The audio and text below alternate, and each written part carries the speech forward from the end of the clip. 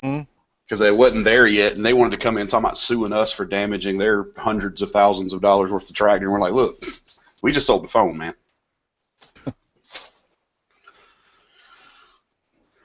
All right, we should be live.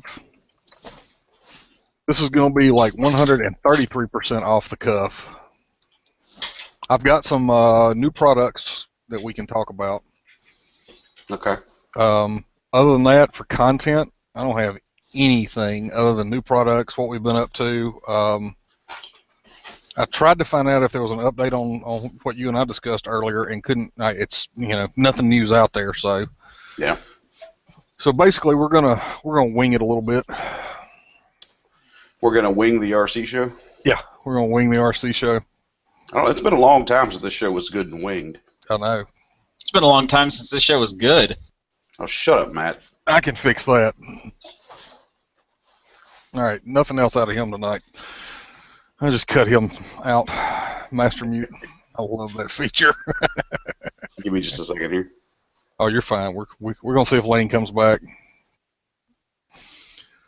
Oh me.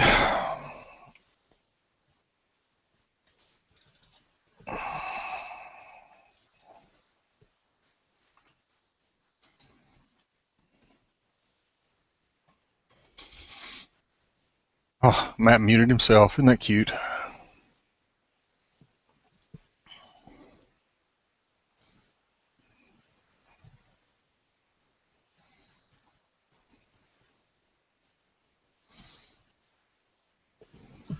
Yeah, I'm back. Chrissy just got home, so.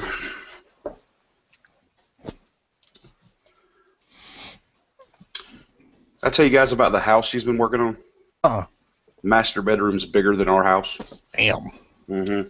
Well, when you got skills, you get those kind of jobs. It's ridiculous. She actually has been much more in the office manager role lately than the carpenter's role, and I don't know which way she really prefers it, but there's been so much paperwork and so many change orders. Yeah, see, that's where it gets frustrating being on the office side of it. And, well, but it's also frustrating if you're out in the field, too, though. Think about it. Oh, yeah. You're almost done, and, oh, yeah, by the way, we got to go back and change this. You know. She convinced them to pay him by the hour for the change orders. Very smart move. Oh, yeah. When I was office manager for a property management / custom construction company, we went to that business model not long after I started there. They'd been thinking about it.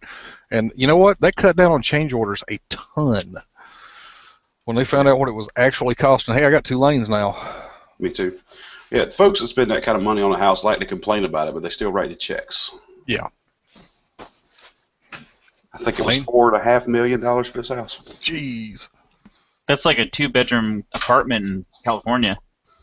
Yeah, well, this isn't in California. Exactly. Hey, Lane. We've got more sense than to live in California. You got to specify which lane. Yeah, no. I'm just wondering if I can... Yeah, you're in here twice, Lane, if you can hear us. I don't know how you pulled that off. It did that to me before. Now I remember that. When I was talking to... Actually, I was on a call like this with our buddy Carl earlier in the week, and it did that to me.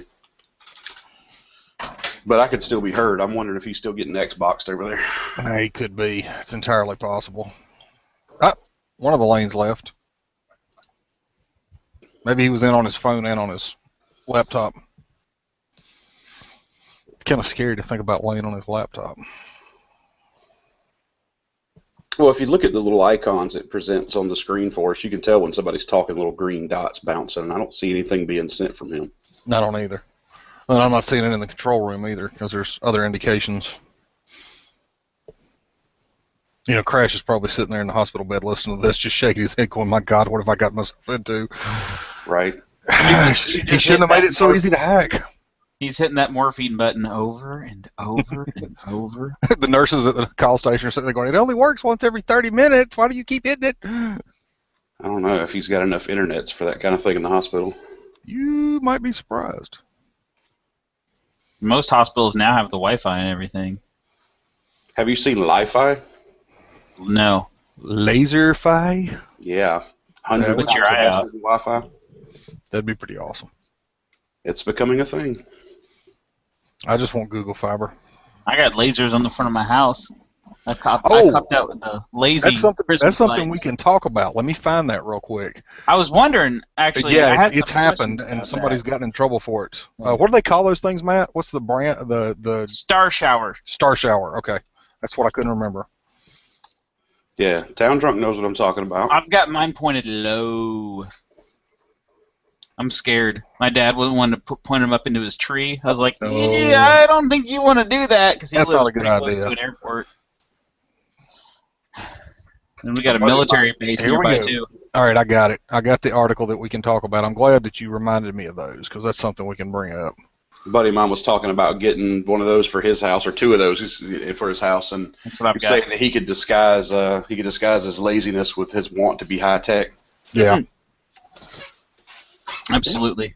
Think of how much money it'll save you in medical bills. Nobody falling off ladders. Yeah. I got Right, two lanes again. Yeah, I got 2 lanes again too. One of them will go away. Yeah. Hey, we can hear a lane now. It's in left lane or right lane? I got left lane. Let's see. That's the second lane, right? How do I That get first rid of lane's that? just going to sit there and be smug. That's what I do. Well, I tell you what. Let me exit the thing, and I'll come back in. I'll shut them both off, maybe. All right, Let me try. try.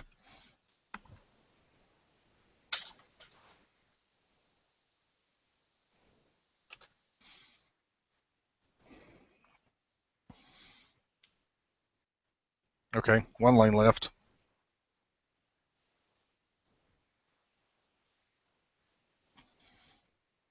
Let's see what we got here. Hey, we got a decent turnout tonight. Gravy. Gravy. Gravy. They're all leaving on me. Stage fright. Yep.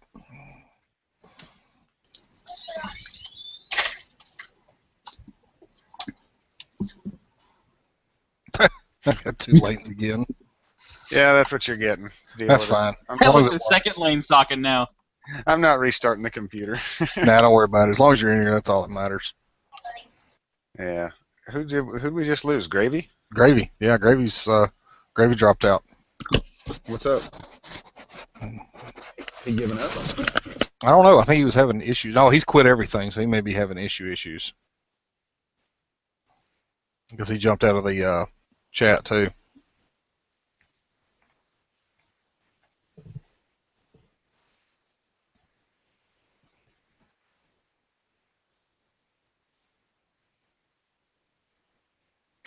Lane's mobile on one of his devices. You a son of a beach.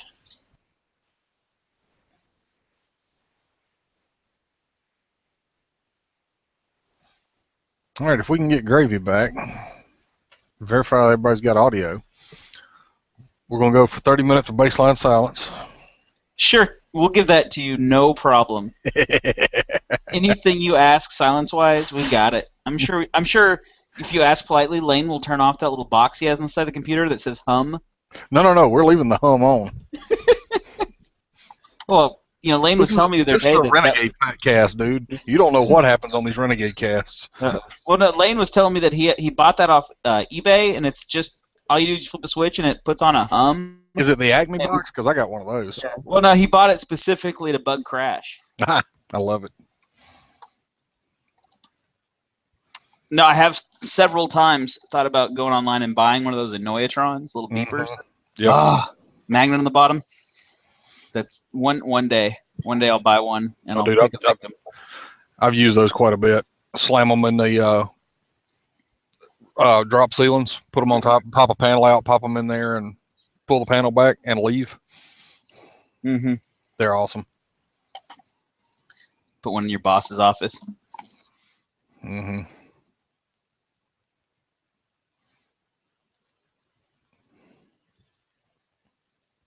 What the?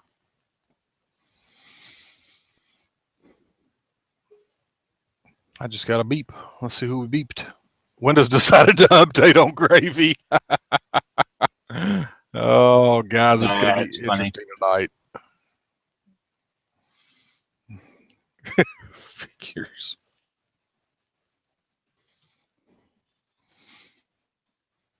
Oh me, yeah. You live listeners, you're in for something tonight. That's for sure. Latest update on Crash is that he's in some pain, but he's doing well. So, well, of course, we'll put that in the real show too, so it can be official. But So are we sticking with that appendix story, or are we letting the real one out? so far, I think we probably ought to just stick with the appendix story. I mean, Okay. that's it's just too embarrassing to Connie to tell the truth. Yeah. Well, I mean, I don't want to be the one to break the news.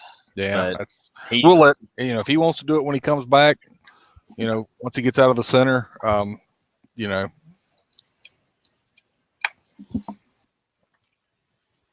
And oh yeah, we're gonna wait a few minutes anyway because Nav should be in shortly. He's on his way back from work actually.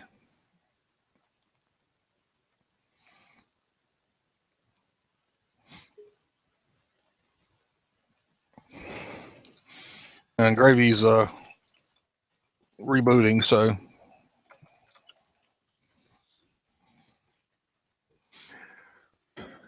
yeah. Thanks, Joe. Yeah, Broncosis. The move. Luckily, the movers are coming in Saturday, which is good and bad because he got the shop is done. He wasn't going to have the movers in the house until the shop got done. So he was able to get that taken care of. The movers are coming Saturday to do the standard household stuff. So he should be okay there. I do know he has a couple of offers of help and support. So hopefully everything's going to be all right. But as we get updates and as he's feeling good enough to post, of course, we'll pass along any information that we have. But yeah, I don't suspect it'll be too much of a problem because he's got his son there. Anything that he can't physically do, his son's not a small boy by any stretch of the imagination either. So they should be okay. Just the timing's just the worst. I was gone for a second there. Are you guys talking about Crash's move? Yeah. Broncosis mentioned mentioned that moving, right now can't be any fun, and I just told him what we knew about that. That. Yeah. Well, I offered again to help him. Yeah, he's got a couple of offers that I know of, so it's I think he's going to be okay though. I mean, if he needs help, he knows he can call, but I think he's going to be all right. Yeah, I'm just like 2 hours away. It's no big deal for me. Actually, I'm maybe like an hour 45 minutes. I don't know where the new house is. He won't tell me. Might be closer. Add Lane to the call again. Stand by 1 plus Lane stare. Invite. If certain CrashCast hosts would get here and stop hanging out and taking Jello shots with Kenny G. Yeah, no. Show going. I heard it was a belly shots, body shots. It may have been.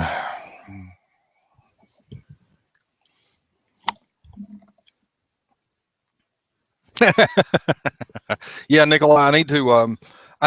Matter of fact, tomorrow I'll try to remember to look at what our schedule is for the end of the month, and maybe we can find a day that works while I'm off for the Christmas vacation mandatory, time away from work thing. And hopefully if we can do that, hopefully we can get you billed. I know you just started a new job, so scheduling around you is going to be interesting too now, but that's a good thing for you.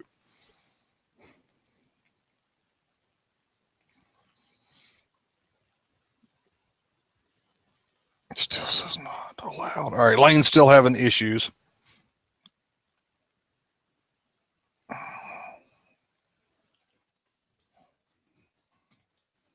Maybe the Timcast tonight, guys. Why? Because you're going to have me on mute? No, because they said the only person they can see on YouTube is me right now.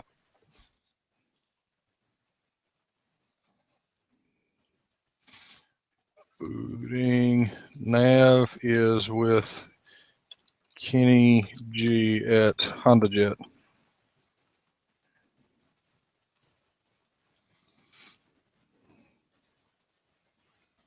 Is partying with. Hey, live listeners, can you hear me?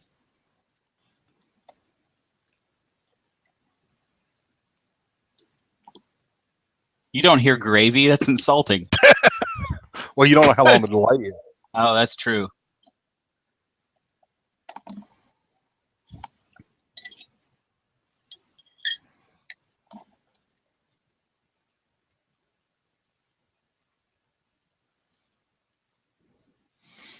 So, Tim, do you think you could actually do a whole hour-long podcast of just yourself? If I had enough content ready, I probably could. People would probably tune out after the first 15 minutes. Because, by the time they slowed it down, it would end up being 3 hours long. And nobody's going to listen for that long.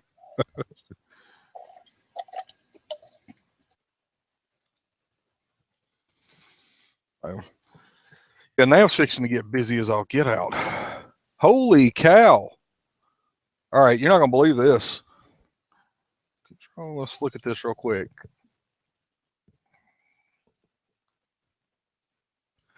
Check this out. Kenny G, of course, we already know he's a pilot based on what Nav told us earlier, but guess what he owns? What's that? He owns a de Havilland Beaver. No way! Yes, Kenny G owns a beaver. I'd have never guessed it. Wonder if do you think he's hard on that beaver, or do you think he's real gentle? Well, Real soft. he got divorced in August of 2012, so that might be the only beaver he has right now. You guys hear me now? Yeah. Hello and welcome to the Kenny G cast. All Kenny G all the time. Do-do-do, do-do-do-do. Oh, just you're losing goal points. I just can't. Poor Lane. You know that's what he started playing. You know that's what he played at the Honda Jet celebration. And Lane's sitting there with that confetti cannon. I mean, Lane, listen to me. That's because Lane and a confetti cannon just makes sense. Yeah, he posted that picture and said he had the confetti cannon. I was thinking they gave that to the one member of the CrashCast you could give that to safely. Yeah, safely, right? Like the only member of Team Cobra who wouldn't mess that up. Exactly. Any other one of us in that Honda Jet thing would have ended up on the news. More importantly, since he's probably brought it home intact, we need to get the information from that device because, dude, Seth. Oh, I was thinking about airplanes. it as soon as he posted the picture, man. Yes, remotely operated confetti cannons. Well, forget about the Pinwheel B-17. Remember, a couple years ago, Lane and I tried to build a remote-controlled. Silly string. At the last minute, and all I could think as soon as I saw that was, "Ooh, Lane's got a laser now." Mm-hmm. We could plan ahead and really ruin somebody's day. Wait a minute. Confetti Cannon Direct. There's actually a website. Oh, well, there always is. Did you see? I forget who that posted it on the CrashCast on the listeners page, but they had the whoopee cushion prank with gravy in it. Yes. I have to do that. Oh yeah.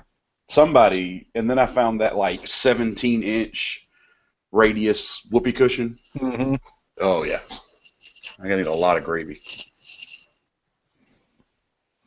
All right, let's see here. Oh, they've got them at Party City too. Hey, there's one of those in every town, isn't there? Holy cow. They're a little expensive. How expensive are we talking 23 inches long, 2 inches diameter, 32-foot range, one-time use, spring-loaded mechanism. Wait, are you on my website? $6.99. I'm sorry, how much? $6.99 a piece. Oh, that ain't bad. Yeah, 32-foot range? Yeah, but we're going to need 50 of them. So? There's 34 listeners already. You guys are all responsible for showing up at SEF with 2 of those. Yeah, there you go. No, WebDragon, I can't replace the gravy with Jell-O. They call me gravy. And see, that would actually be hateful gravy. It just works. All right. Now, could we, since it's spring-loaded, you know what we could do? I'm sure it's a cardboard tube, but it's going to be a fairly thick wall, I would imagine, because of the spring and the propulsion disc is what I'm going to assume is in there. 32-foot range, I mean. Yeah, but if we compress that spring all the way with a ramrod, just like you're loading a muzzleloader, drill through the tube and put a pin in there, then load it with our own shredded paper. cap it with tissue paper because we need something it can blow through, and then pull that pin. Wouldn't that work? I would think so. It might be worth $7 to find out.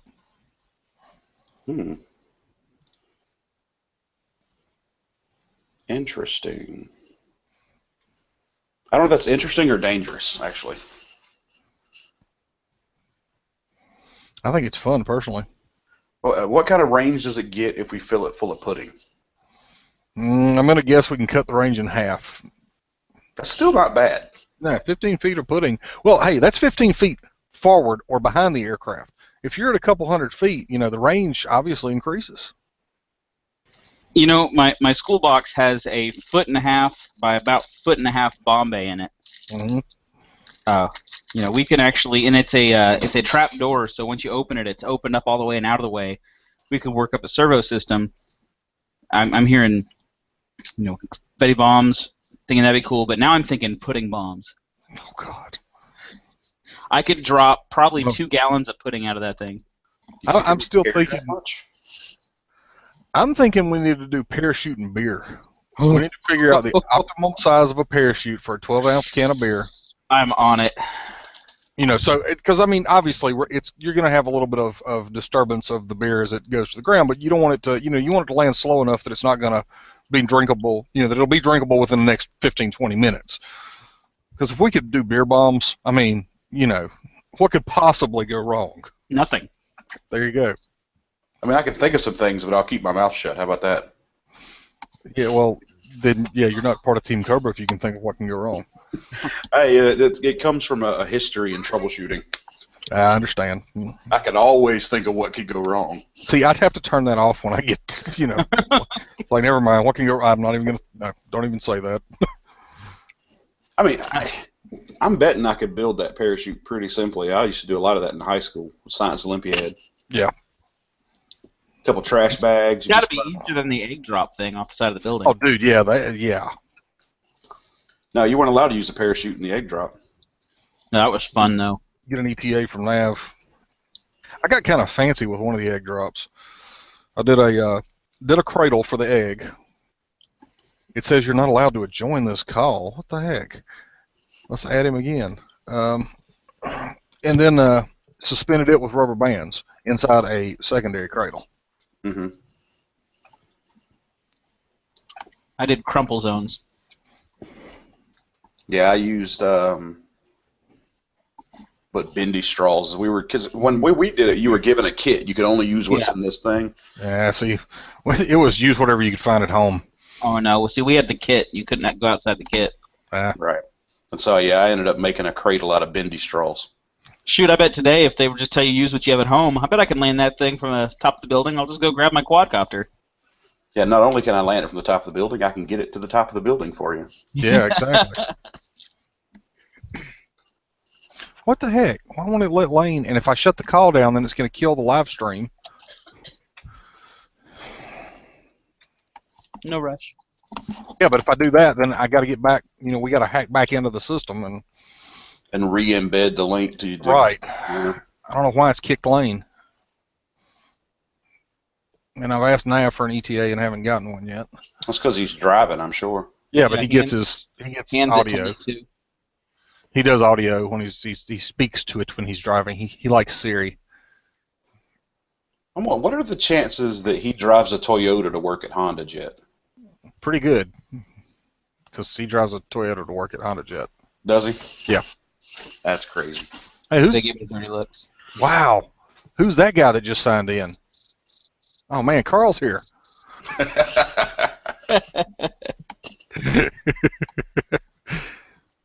Yeah, he drives a Toyota to work. I think they make him park on the other side of the building though, like at one of the other maintenance facilities that's not associated with Honda Jet, and then he has to walk like a mile. Just park him under a tarp. Mm-hmm. Is it just me, or did that picture he posted today looks like a flying dolphin? It does. I don't know. I didn't see any propellers, so I didn't look at it too close.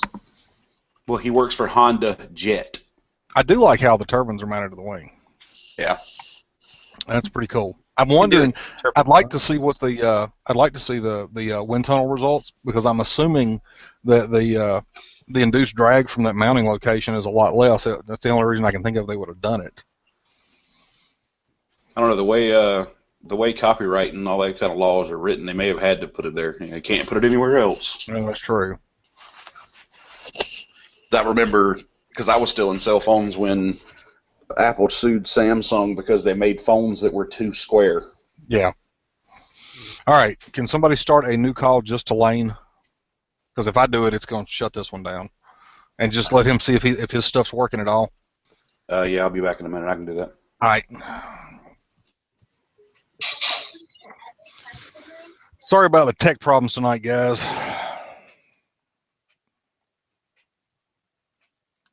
We'll get it worked out, though.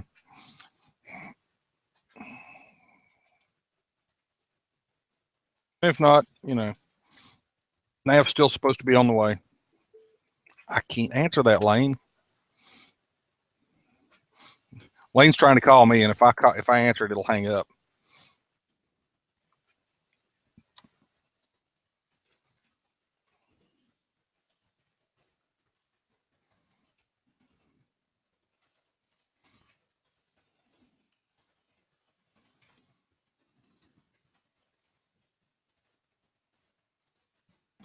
Yeah, so when my computer bings and stuff, do you guys hear it on the call? I'm not hearing anything. Okay. So See if it happens again. Because when I get messages and stuff, it'll bing at me. yeah, usually that stuff doesn't come through. It did. Joe, actually, I was really good this year for Black Friday. I looked really hard at a few things, and I had made a previous promise to the wife that I was going to behave myself this year, and I actually held to that. So I did the same thing. My wife was actually surprised when I came home without buying anything. it hurt because I was all over everybody's sale pages going, I need one of these, and I need one of these, and I really need one of these.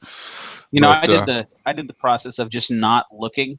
I just avoided all the websites. I couldn't because I kept getting emails. I didn't check my email till the next day. I saw some things the next day that made me cry. But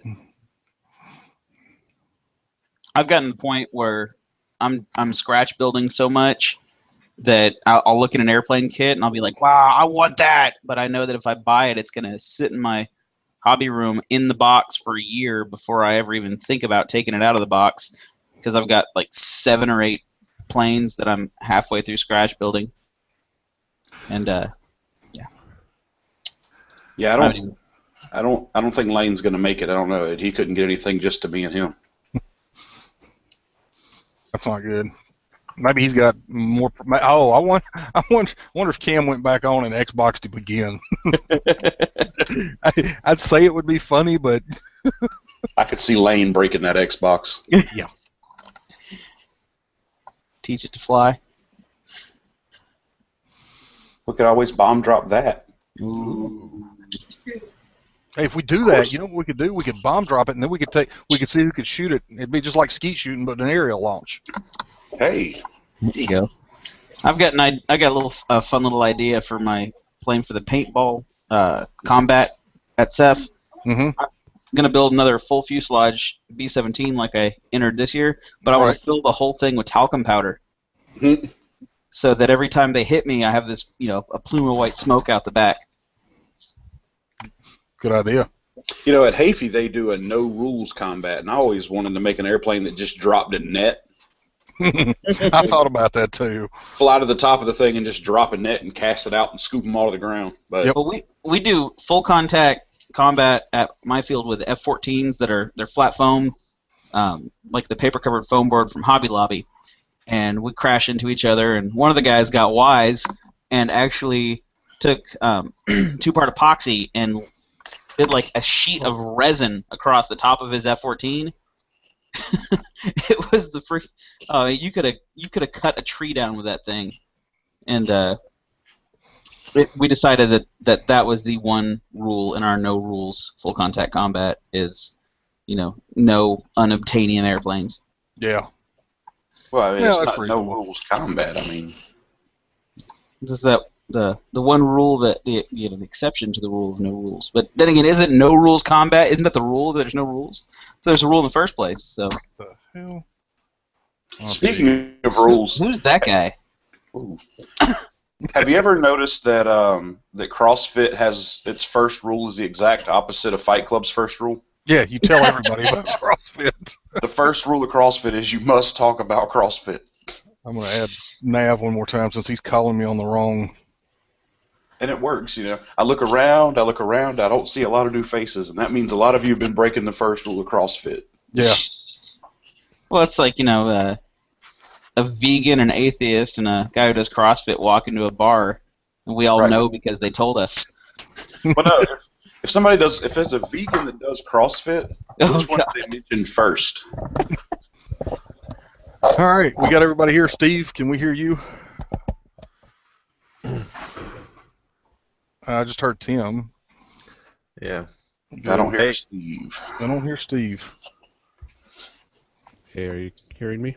Yeah, Yeah. now we can hear you. Okay. Oh, my mute button is backwards on my headset. Ah. Must be metric. It lights up when it's muted, evidently. Oh, It's upside down. That's weird.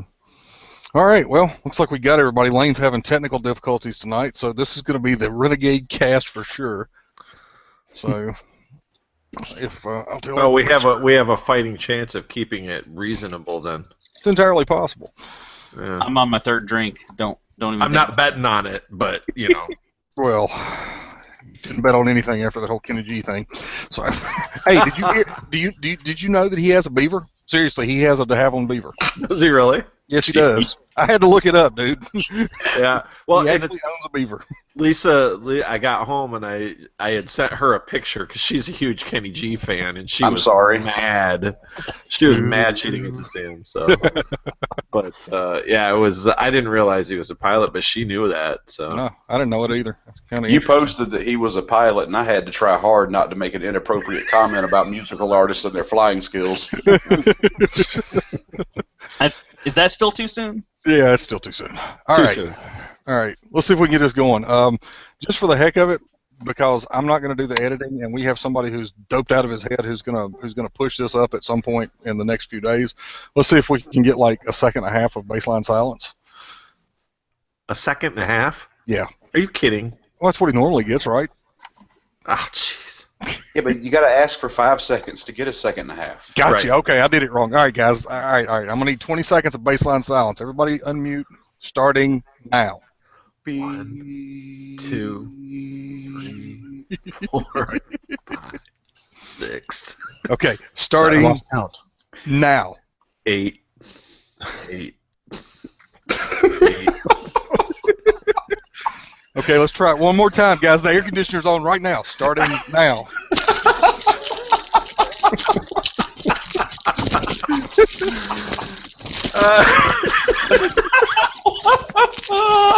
Guys, if we don't hurry up, the air conditioner's gonna cut off.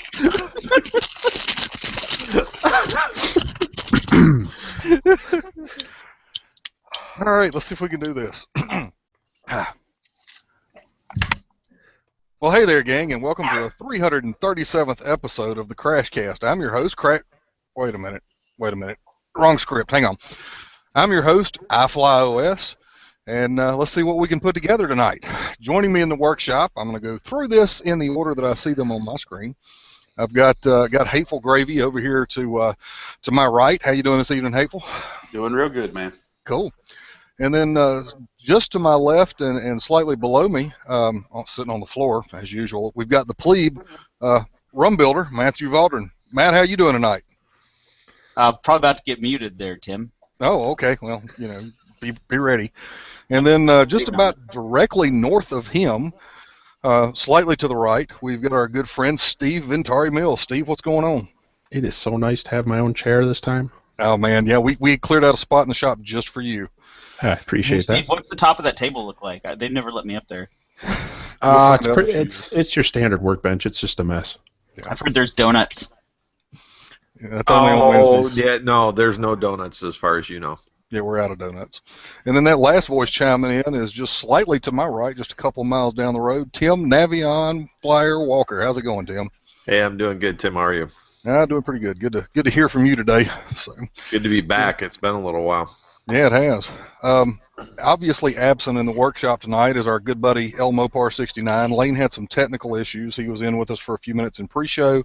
He got Xbox Lived by his son and went inside to correct that issue, came back out, was chatting with us, and then he disappeared, and we don't know what's happened to him. So, he could have, my guess from what I've heard is in the walk from the house to the workshop, he tripped on a pebble, and they've called out a search team, but they're not having any luck. They can't find magnifying glasses. So, Did anybody ask Matt if he's under the table?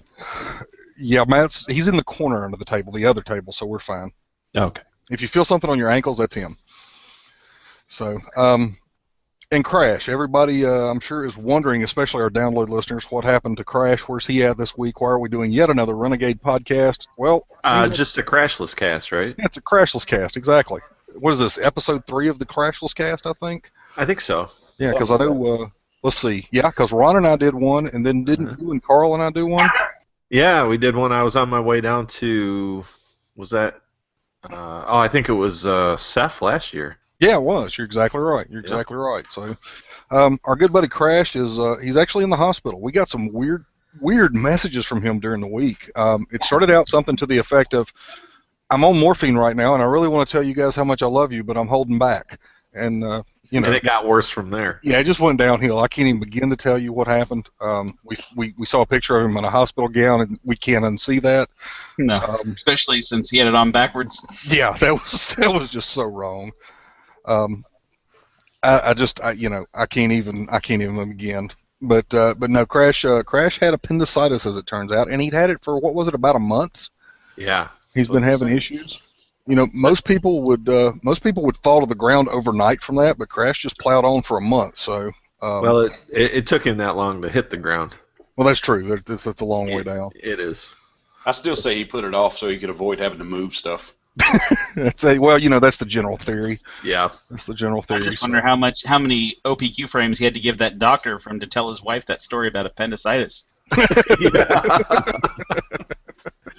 But you had to give him an OPQ frame plus all the stuff, and so he could. Oh, dude, that was an RTF OPQ. So yeah, there we go. Yeah. So, but yeah, he like I said, he claims that he's got appendicitis. So we'll see what happens. He seems to be doing okay. Connie said that surgery went all right. We talked to him briefly today. He claims he's in a lot of pain, but he's still hitting the morphine button. So I'm not sure he knows what the pain is. But anyway, our thoughts and prayers are definitely with him. As we get information, he'll either post it on the Facebook page or we will. But yeah, just think about him. They got that move coming up. Luckily, he got the workshop moved, and the movers are due in on Saturday to move the normal household belongings.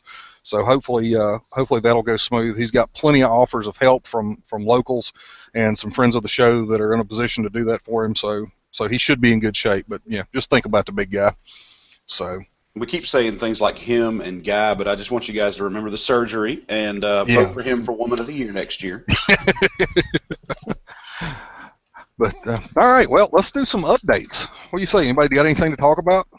Gravy, you done anything this week other than almost get locked up this afternoon?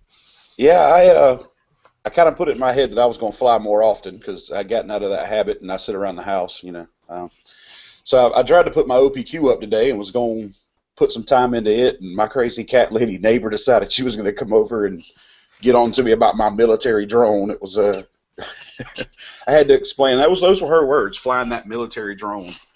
And I had to explain to her the difference in an OPQ and a military drone. I'd have just threatened to launch some missiles at her house. She'd go away. If you would take the AR-15s off of the OPQ. Yeah, but if he needs those to balance. Hey, black rifles matter too.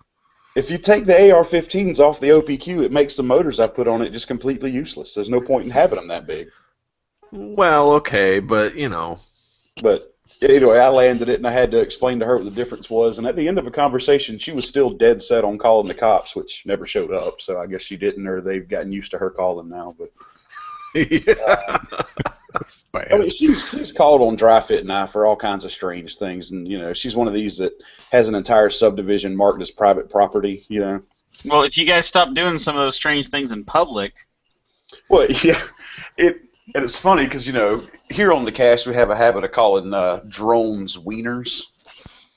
And I had just convinced myself that if the cops showed up, I was going to tell them, I don't know what she's complaining about. I was just yanking my weeder around the backyard for a while. Oh my Edit God. point. Yep. Yeah. There you go, Crash. Edit point. But no, I mean, outside of that, it was a completely normal, Oh, and I vented my battery box for those that were around for that post show, so that I no longer have a bomb in my house. Good. Ah, good. Because we worry about Kristen. I don't worry about her. She'll be just fine without me. Oh, well, that's true. Because, Phil's always ready to go. Ain't that the truth? All right, Matt, what have you been up to this week? You made a new purchase, didn't you? I did. Wait, which one? The one you posted in the pre-show text chat. Oh yeah, I got a hold of well, I tell you what kind of brand it is, but I don't read Japanese. But it's a vintage '80s RC car that it actually showed up today. I got home. I looked. I said, "Man, there's no package in front of my door." And I swear, I walked inside, set my stuff down, walked back outside, and there was a package in front of my door. So Santa Claus apparently came early. I also managed to stress test a Morph tricopter at high velocity into the ground. Had I think I'm just gonna have to pull that Flip 1.5 board because it's not fast enough to make me look like a good pilot. It thinks too slow, and it was either hit stuff that was expensive lightly or hit the ground really hard. And I chose to hit the ground really hard, and I broke one nylon screw, one propeller, and about 4 zip ties. And that was really impressive. Oh, I also broke a control horn on a servo for the tail servo, but I've got a bag of those. So did you just admit to being an EOW? No, I didn't hit the expensive stuff. No. You said Santa Claus came early, and you. No, he was talking about the car that he bought. I was just making sure you wasn't an early opening week. No, I was extra careful. I did get my TTCS. How's that go again? The CrashCast Secret Santa. There you go. That thing. I got my present, and my wife hasn't got her present yet. So that means that I'm better than she is. One time, but I got that, and I was afraid. Matt won Karina 793. Well, okay. She did pick me as a person to marry, so that is that's a -1. No, that's more than -1. That's minus a lot. I mean, really, yeah. What's that old saying goes? I'd never be a member of a club that would have me. No, I thought it was I married up. Oh yeah, he definitely married up. I married so far up that I got the Benz.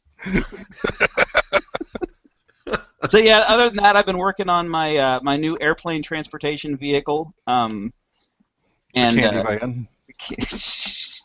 Chester van. Yeah, that's been real fun. Everybody's had jokes. And so, That has been a lot of fun. We do appreciate you spending the money on it. Yeah, that's awesome. Hey, it wasn't that much money. When you come across a van for $650, there's probably been something done in the back of it you don't want to talk about. They had already painted free candy on the sides too. So. And I will say I had a friend who said he was going to come to my house with a can of Plasti Dip and paint that on the side if I did get a van. And I'm very disappointed that he didn't do that. Yet. I thought he had more guts than that. Apparently he doesn't. He also has seen my lead distribution collection, so maybe he's afraid to mess with my stuff on property. So. Well. That's about all I've done. It's been I've been working a lot, and it gets dark really early, so I haven't had a chance to go fly, other than when I crashed my tricopter. Well, at least you went out and flew. That's the main thing. So, Steve, I know that the weather's probably been interesting up there for you, but have you done anything new and exciting? And heck, since the last time we talked to you, I'm sure you have. Well, the weather's actually been really nice up here. Cool. So, actually, yeah, I took advantage of that. Was working on a review, taking advantage of the nice weather for that anyway. And I got wood. Oh, cool. What'd you get? I got lots of wood. Actually, my coworkers tell me I'm not supposed to use that phrase. Is there I something was wrong going with to say, are we not doing phrasing anymore? Right, and Tim just let him slide with that because he's a guest, I guess. Is that what this is? I Well, thought this was a you know, radio hey, trash. everybody needs to be able to brag about something. And edit point. No, that was my one of my Black Friday purchases. I tried to behave this year as well, but one of the since I have a wood eating machine, Jeez. no, you gotta feed the CNC machines and the lasers and whatnot. And there's a place called Woodworkers Source. They're out of Arizona, and they sell 1/8-inch Baltic birch in let's see, I get it in 12 by 30-inch sheets, and I get them about 60 sheets at a time, which makes the shipping worthwhile. And they had a deal on it; it was about 20% off. So yeah, I got that in, and I'll be running more of that through the machines here soon. Cool. But other than that, yeah, it's kind of the weather. We got some snow, and so I kind of was getting everything tucked away and getting into build season. But now it's warmed up. It was like 50 degrees today and sunny, and so it's kind of teasing us. But mainly just in build mode and working things with foam flight and whatnot. So Cool. Yeah, we've actually got something we're going to talk about in a little bit in the new products category about foam flight. So very cool. Yeah. So, Nav, I know you've been up to quite a bit. You want to tell us everything that you've been into? Oh my gosh. Let's see. Since I've been on the show last, I think I've got. I don't know whether I mentioned I got an HMB 180, and I have yet to get that set up. I've got to program the flight controller still, and I haven't done a lot of RC flying, but we have really big news at Honda Jet. We have achieved type certification on the aircraft, so that means it's a real airplane. We'll be delivering airplanes to customers very soon. So an incredible time at work. It's been a long time coming, but we're incredibly excited. We just had a big party at work tonight. I came straight home and grabbed my computer, and my wife said, "Where are you going?" Because I was in Southern California this morning. So, any special guests at that party? Yeah, we notable people that the RC guys out there might know. Yeah, as it turns out, and I didn't realize this gentleman, he's an okay saxophone player, I think in the key of G. In the key of G, yeah. Kenny G, actually, and he is one of the president of Honda Jet's favorite musicians, and Kenny is a pilot. So he came out a while back and checked out the airplane and everything, but he was performing tonight, so that was fun, and it was just, like I say, it's been an exciting time at Honda Jet. So I've been doing a lot of working. Cool. And been on the road a lot. So. And we saw a picture of something that they gave you at the party that has sparked some conversation for a possible attachment to aircraft itself. Mm. You missed that conversation because you were driving home. But, I did. I have no idea what you're talking about, and I'm afraid to ask. No, something they gave you that you showed us. That how much torque would you say it takes to crank that tube? Yeah, I think they're preloaded, aren't they? The confetti cannon. Oh yeah. The only responsible member of Team Cobra they could possibly hand that to and not worry about. Yeah, well, somebody could put an eye out with one of those things, but perfect. No, those were actually pretty cool. They're CO2 powered. Oh wow! And they had all these streamers in them, and holy cow, I don't envy the person that's got to clean up that hangar. They were just everywhere. It was all on the floor, hanging from the rafters. It was. Yeah, but like I said, it's been. I can't express how exciting that is for us, because new company, new airplane, clean sheet design, new engine. I mean everything. So we're How much? Is there a price figure yet on the VTEC option? I don't know whether the VTEC option has been priced yet. I think Okay. I'll have to get back to you on that one. I'm just, I'm looking forward to seeing the videos of the pilots, as they come off the brakes and start their takeoff roll, looking over at the camera going, VTEC kicked in, yo, and you hear it. I really want to see that. I tell you what, this is a bit of a hot rod machine though, from all reports that I've heard. I haven't been able to go for a ride yet, but I'm hoping that soon I'll be able to. Yeah, that'd be nice. All the time that you've put literally into the aircraft. Oh yeah, yep. So yeah. Anyway, so that's it's been a lot of travel for work lately. I was in Miami Thursday and Friday, and then Monday morning flew out to Southern California. So cool. Yeah. So anyway, we're back. I'm back. No more business travel for the rest of the year, which doesn't say a whole lot. But and although my boss said that of when I saw him tonight. So. Oh man, that could be rough. Yeah. Well. Yeah, we'll keep our fingers crossed. So. Yeah. Hey, as long as they don't have you traveling before Saturday, we're good. No, I think I'm going to be able to join you on Saturday. We'll have some fun and get some flying in. I'm looking forward to it. Cool. So Nav, I didn't know this, but are you saying that you guys didn't have an airplane before this point? Like this is the first model for the company? This is the very first aircraft that Honda has produced, yes. So. I was unaware. I hadn't really done a lot of research because I'm not, private jets aren't exactly the kind of thing most people look into all the time. I have a spare $5 million of 4.5. I was actually thinking about getting a private jet before I bought the Dodge van. Yeah. Well, how long have you been working with Honda Jet now? I've been there for about 2.5 years. And how long have they been working on the project? Well, the concept, Mr. Fujino came up with the concept of this aircraft back in, I think it was 86.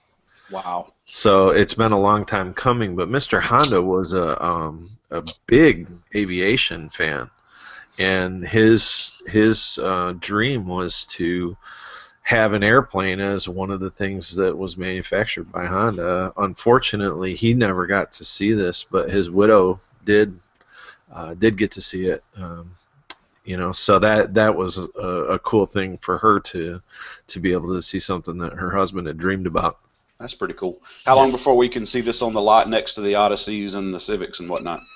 Well, I think you'll see customer deliveries starting real soon. So they will be out in the wild, and I'm sure we'll have lots of good stuff to say about them. Going forward.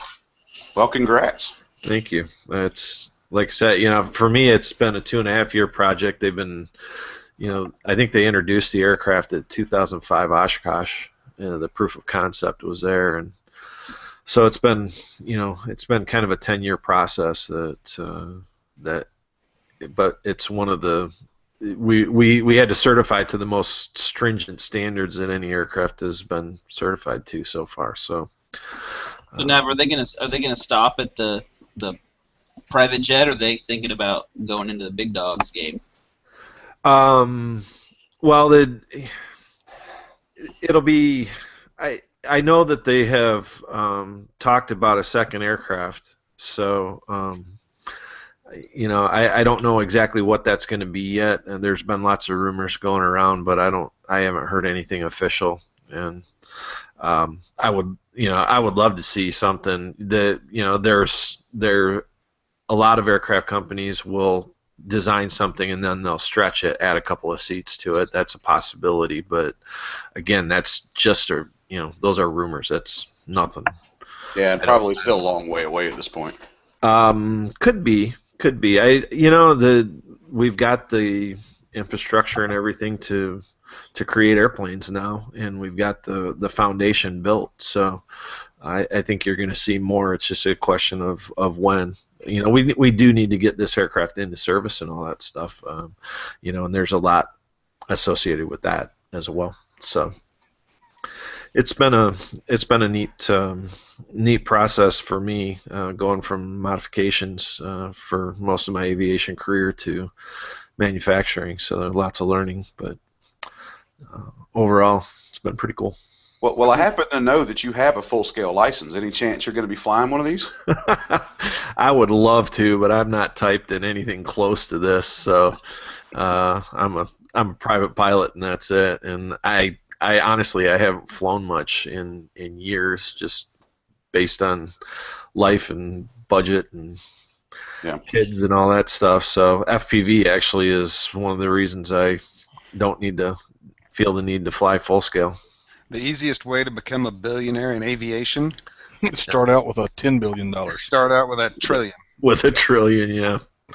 It's an expensive game, you know. And you look at it, the Honda Jet is, you know, priced right in the market with the other with other aircraft in that size range. But Gulfstream, who else do you compete with? Lear. No, I didn't. Actually, I forgot about Lear. Again, I don't shop for private jets very often. This is a small aircraft though. You know, Gulfstream makes big airplanes. Lear actually makes bigger airplanes than what this is. So it's more of the kind of the Eclipse. Eclipse is a little bit different, but it's still. That was from Mitsubishi, right? Also a Talon. No. Is that all-wheel drive? Yeah, well, no, it's two-engine drive, but Citation Cessna makes the Citation series, the Mustangs. Although I believe the Mustang has been discontinued, not the Ford Mustang. Cry, Matt. Talking about the Citation Mustang, but and then Embraer makes the Phenom series, which are the Phenom 100 and 300 are right in that size range as well. Are they thinking about adding some gold trim and making the Acura jet? This is kind of an Acura kind of thing, so I don't know. Honestly, though, I think that's really cool. We lost him. That's my job, is to get lost tonight. Yeah. I was being nice even. I was actually complimenting him and congratulating him.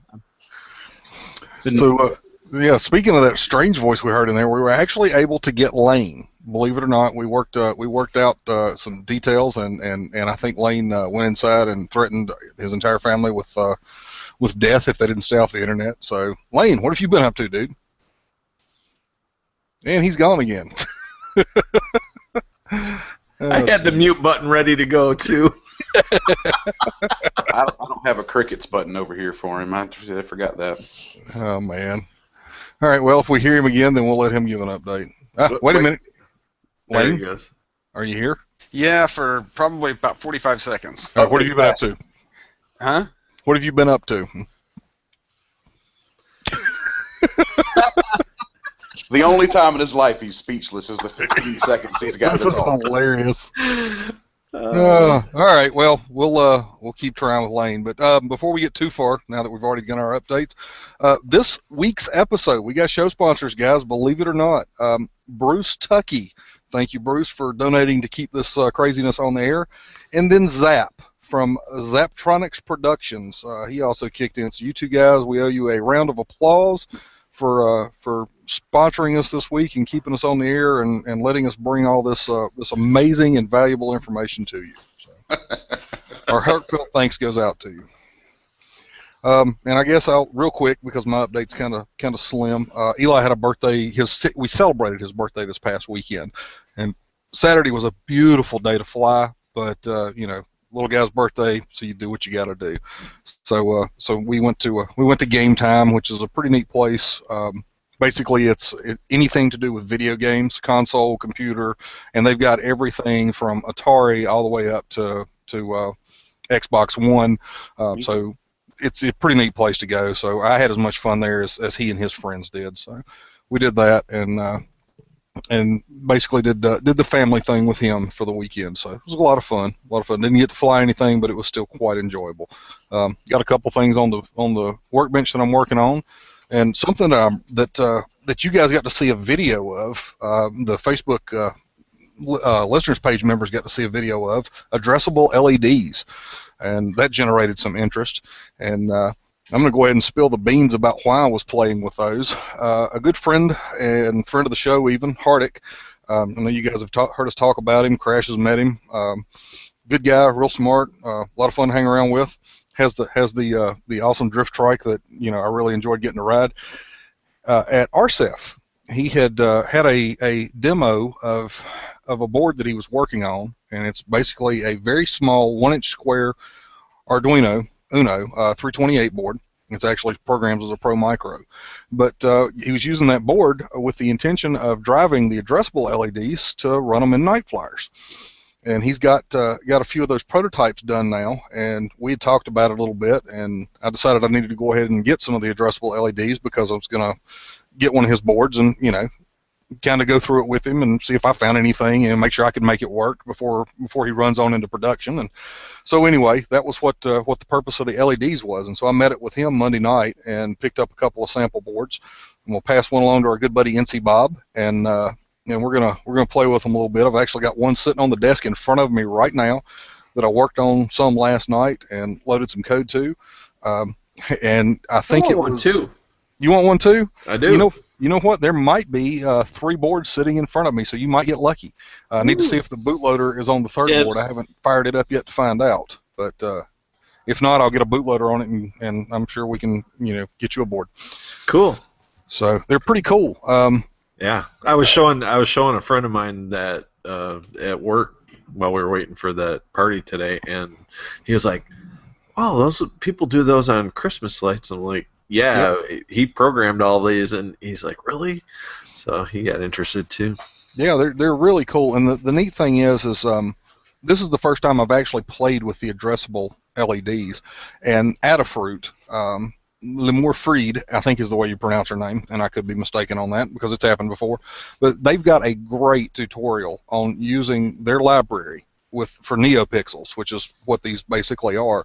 And if you go through that, you can learn quite a bit about how to program them, how to make them do what you want them to do, and it's pretty much, if you can imagine it and you can figure out the code, then you're there, dude. It's you can make them do anything you want to do, which is pretty cool. I'm blown away with the possibilities. This board that Hardick has, like I said, it's a beta, and there's going to be a few changes that he's already told me about for the next run. But basically, right now, what I've got in front of me, I've got the option of having 5 outputs and 1 input is what it boils down to. And I've been playing with code. Last night I was able to get it to work with, use an RC transmitter, take a channel straight out of the receiver and be able to swap states on the board. I still got a little more playing to do to be able to do multiple states, but right now I can do on and off basically. But what's cool about that is I can do 2 different patterns on the programmable RGB LEDs, and then with those other outputs I can also have those trigger on and off as well based on the state of the switch. So there's a whole lot of possibilities here, and hopefully what we're going to see is as people get these in their hands and start coming up with neat patterns and neat programs and whatnot, we'll see people starting to swap, hey, try this out. This is what I'm doing with a video of it, and share their code, and then we can all just kind of combine ideas, and you can come up with your own neat custom light system to go in your aircraft, programmed any way you want to, basically. So it's going to be pretty darn awesome. Yeah. That looks cool. Yeah, I'm already enjoying it quite a bit. So that's pretty much what I've been up to. Let's see. Don't have a whole lot in the way of topics, but I do have some neat stuff that I've come across. One of them's kind of a PSA. It's pretty important because it jumped out at me, and it's Christmas. We're all decorating for Christmas. We all like lights. Obviously, we're just talking about them. And one of the things that we really, really, really like are laser lights. Lasers are cool. I mean, there's just no denying that, putting a laser on something is pretty awesome. And the Star Shower displays, where you're putting a single laser projector out in front of your house, and it's $39.99, and it lights up everything. Just shoots little laser beams all over your house. Well, there's already been an incident with one of those. And this is more of a, if you've got them, think about it, about what's happening with them, because they are lasers. In California, a Coast Guard C-130 had a green laser being shined at them. And, of course, they reported that and called it in, and Sacramento police responded. They gave them the approximate area that it was coming from, and when the police responded, they got to a house that was lit up for Christmas. And the crew reported that the laser wasn't following them, like typically happens when people are being malicious. But this was just they had a laser shining on them. Come to find out, it was one of these star shower displays, and the homeowner had it aimed a little high. It was shooting over his house a little bit, and it just happened to be, there wasn't any trees behind him to block it like we would have possibly here in the south, and it was just on the right trajectory that it ended up on the in the cockpit of the plane. So. Just one of those, hey, if you've got them, they're cool, they're awesome, but be careful with where you're aiming them. We had a discussion pre-show. One of the hosts' fathers was wanting to use them and point them up into a tree, and he was cautioned against that for the same reason, because it's a laser. So the last thing we want to do is take down a full scale. So just he's real close to an airport and a military base. So I was like, maybe not up into the tree. Yeah, that could be a really expensive Christmas display. Yeah, yeah, and we definitely don't want to cause any problems. So let's see. All right, what's next? Listening in. Okay, sorry. Let's checking some messages on Facebook there. One of our guests tonight has done something pretty cool with his company, and something that I thought was a great idea. Steve, you want to tell us about the newest product that you've added to foamflight.com? Sure. So it's something that I basically worked up out of a need I wanted, which is, I think, where some of the better products come from is just finding things that you would want yourself. I've attended a number of indoor events, and one of the issues that always comes up is power. I mean, at any event, but especially at indoor events. You go to a gym, and there's not a lot of outlets there, or even some of these larger events. And actually, when I was at the Horizon Indoor year before this, Skyjet was showing me one of his chargers, and he had it set up with a battery, and so it was kind of a loose setup. But it was all kind of just self-contained. He didn't have to worry about, whether the power's going out or someone unplugs his cord or whatnot. And I thought, that's a really good idea for indoor, especially with the smaller batteries. You can keep it running for a while. I think he had it on like a lead, like a 5 amp hour lead battery or something. So I've had this idea in my mind for a while, and I finally just sat down and started working with it, especially having the laser now to be able to cut it out a little bit easier than on my CNC. And so I created what I'm calling a small charger box, and it's really geared towards your smaller powered chargers that are going to run off of 12 to 14 volts, and they're going to be around 50 watts. So the one I use a lot for indoors with my single cells is the little high-tech single cell charger. I love that charger because you can adjust the rates, you can see the status of your one cell packs, and they've got adapters for most of the common ones built into the charger itself. But I made it big enough, knowing that other people use a different variety of chargers. You could fit like your standard 50 watt charger in there, and most of those will run quite a while charging 1 or 2 cell batteries off of like a 3 or 4S 5000 milliamp LiPo. And so on the charger sits on top, and I've got a cover that kind of helps keep it contained, and there's a hole to pass the charging cables through. So in the back of the box on bottom, you've got a battery bay that, like I said, I've sized it to fit the probably the biggest 3S 5000 I came across in my collection and such, and also a 4S 5000, and then run the wires up. And then on front, I put a couple of drawers so that you can either store your batteries, you could put charged in one and discharged in the other, or you could add some charger cables or whatnot. And then after using it for a bit, I noticed the drawers slid out a little easy, so I just added a little magnet catch in the center so that the drawers stay shut when you're carrying it around, but they just pop open nice and easy when you need to get in and access the stuff. So it's all cut out of just some 1/8 inch medium density fiberboard, and it glues together really easy, and works out pretty well. It's about 4.5 inches tall, and then 6 or so inches wide, about 5 inches deep. So it's pretty easy. You could bring it in a toolbox, or bring it on its own, or however you carry it, it's in that box form, so it's easier to carry in and out from your flying venue as well. So, but yeah, I wanted to get it going for the Black Friday session, but I didn't quite have it going. But we launched it about a week ago, and I've started putting photos up and getting some feedback on there, and looking forward to getting some more feedback from other people as well. Cool. Well, I like the box. I like the idea because, like you said, that was one of the things that I noticed flying indoors is there was never enough outlets.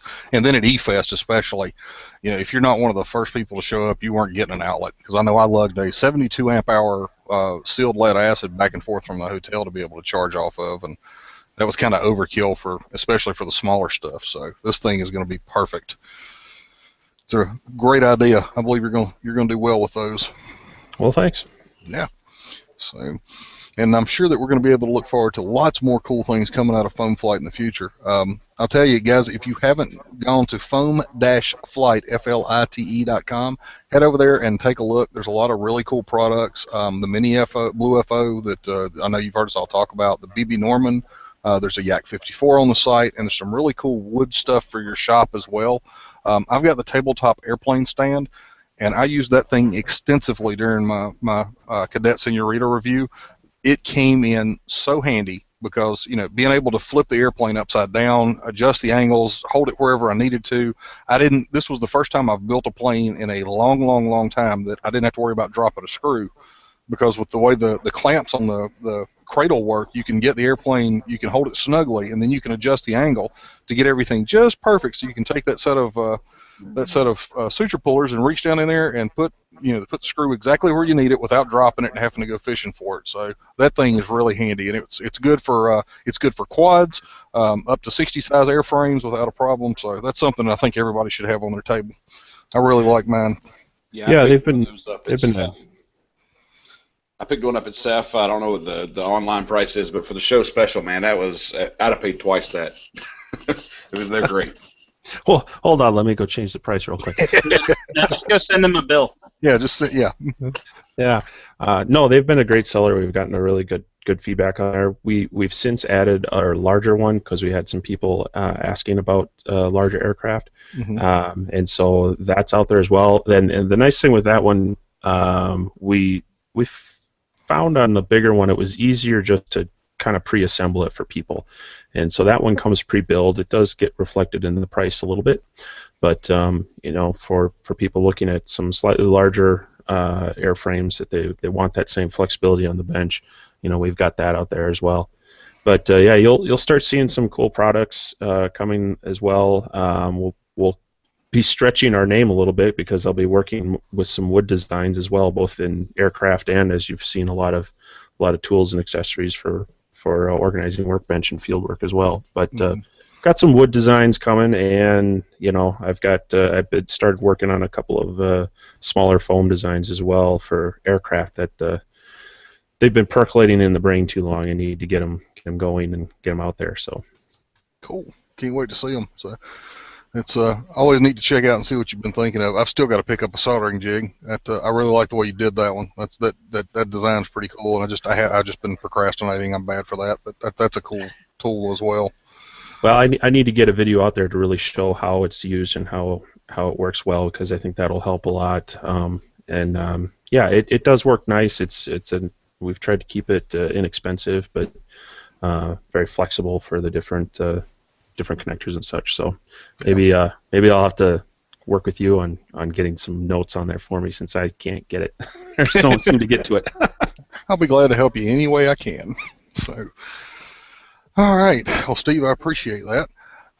Let's see, what other cool, exciting things? This time of year, it gets interesting because we always see some neat products coming out. Everybody wants to try to get something out, like Steve said, try to either get it out for Black Friday or for Christmas, because there's some extra money to be spent. And as I've been looking and going through things, I found some stuff that kind of interests me, and I thought it might interest you guys as well. One of the things I just found out about today, and I think it's awesome. And I'm going to have to remember to put all this stuff in some notes to send to Crash. But I just popped a link in the live chat there. JR has come out with a new old radio, which is pretty cool. This thing they're calling it the Colt, C-O-L-T. It's a 6-channel, 2.4 gig retro system, and it's really, really neat looking. It's a blue and white, like a textured surface paint. It reminds me of the Heathkit style of case painting, but the color is off a little. Heathkit was, more green, but it looks really awesome. It's a 6-channel radio in a metal box. It's expensive, but it looks really cool. I know we've seen several guys take Tyrannus guts and put them in older radios, which seems to be kind of a rage now. As to we've seen several conversions of just using modules and converting older radios to 2.4 so they can still be used. And this one is the first commercially available that I'm aware of retro radio that offers all the features of a modern programmable radio system. 20 model memory, 3 model type. It uses JR's DMSS protocol, aluminum transmitter case with a retro finish, hinged LCD cover, which is really neat because when you look at the front of the radio, it looks like just a throwback radio, and there's this big plate on there that says Colt. Well, if you flip that plate up, underneath you find your LCD and the controls for that, which is kind of cool. Let's see, gimbals, custom gimbal rings. The trims are off to the side, cut into the case instead of being attached to the gimbals like what we're more used to seeing. And of course, you got battery choices. Let's see, it says you can use the included. It comes with a Lifey pack, 1400 milliamp, or you can upgrade to a 3200 milliamp pack, which is pretty substantial power. So the only thing that kind of hurts is the price. It's $900. So I could buy like 37 Tyrannuses for that. I know. It's pricey, but while I'm not going to buy one, I wish I could, but I just can't justify that much money for that radio right now. I got a feeling there's a market for it out there because there's a lot of guys who like that look, but either don't have the time or just don't want to cut up an old radio and transplant stuff into it because it's not always the easiest thing to do. Anytime you go moving, especially moving, your transmitter guts into another case, there's a lot of fab work that's got to be done, and you run the risk of damaging something. So this would be a way around that if you really wanted that old look. And where I can see this thing being really cool is the old timer fly-ins that are more and more popular. They're doing RC assist with a lot of the old timers now, just so they can be sure they get them back. And if you showed up with a radio that looked period correct, there's a certain amount of bragging rights for that sort of thing. So it's I wish they had made more than 6 channels. Yeah, that was kind of surprising. I would have assumed it would have been more. And who knows? They might, this might be one of those things where we find more than, there's more capability there. They just didn't put switches in the case. Who knows? And they could just be testing the waters to see if it's worthwhile. But when I look at that radio, I assume it's going to be more popular with pilots who have been flying for a while. Yeah.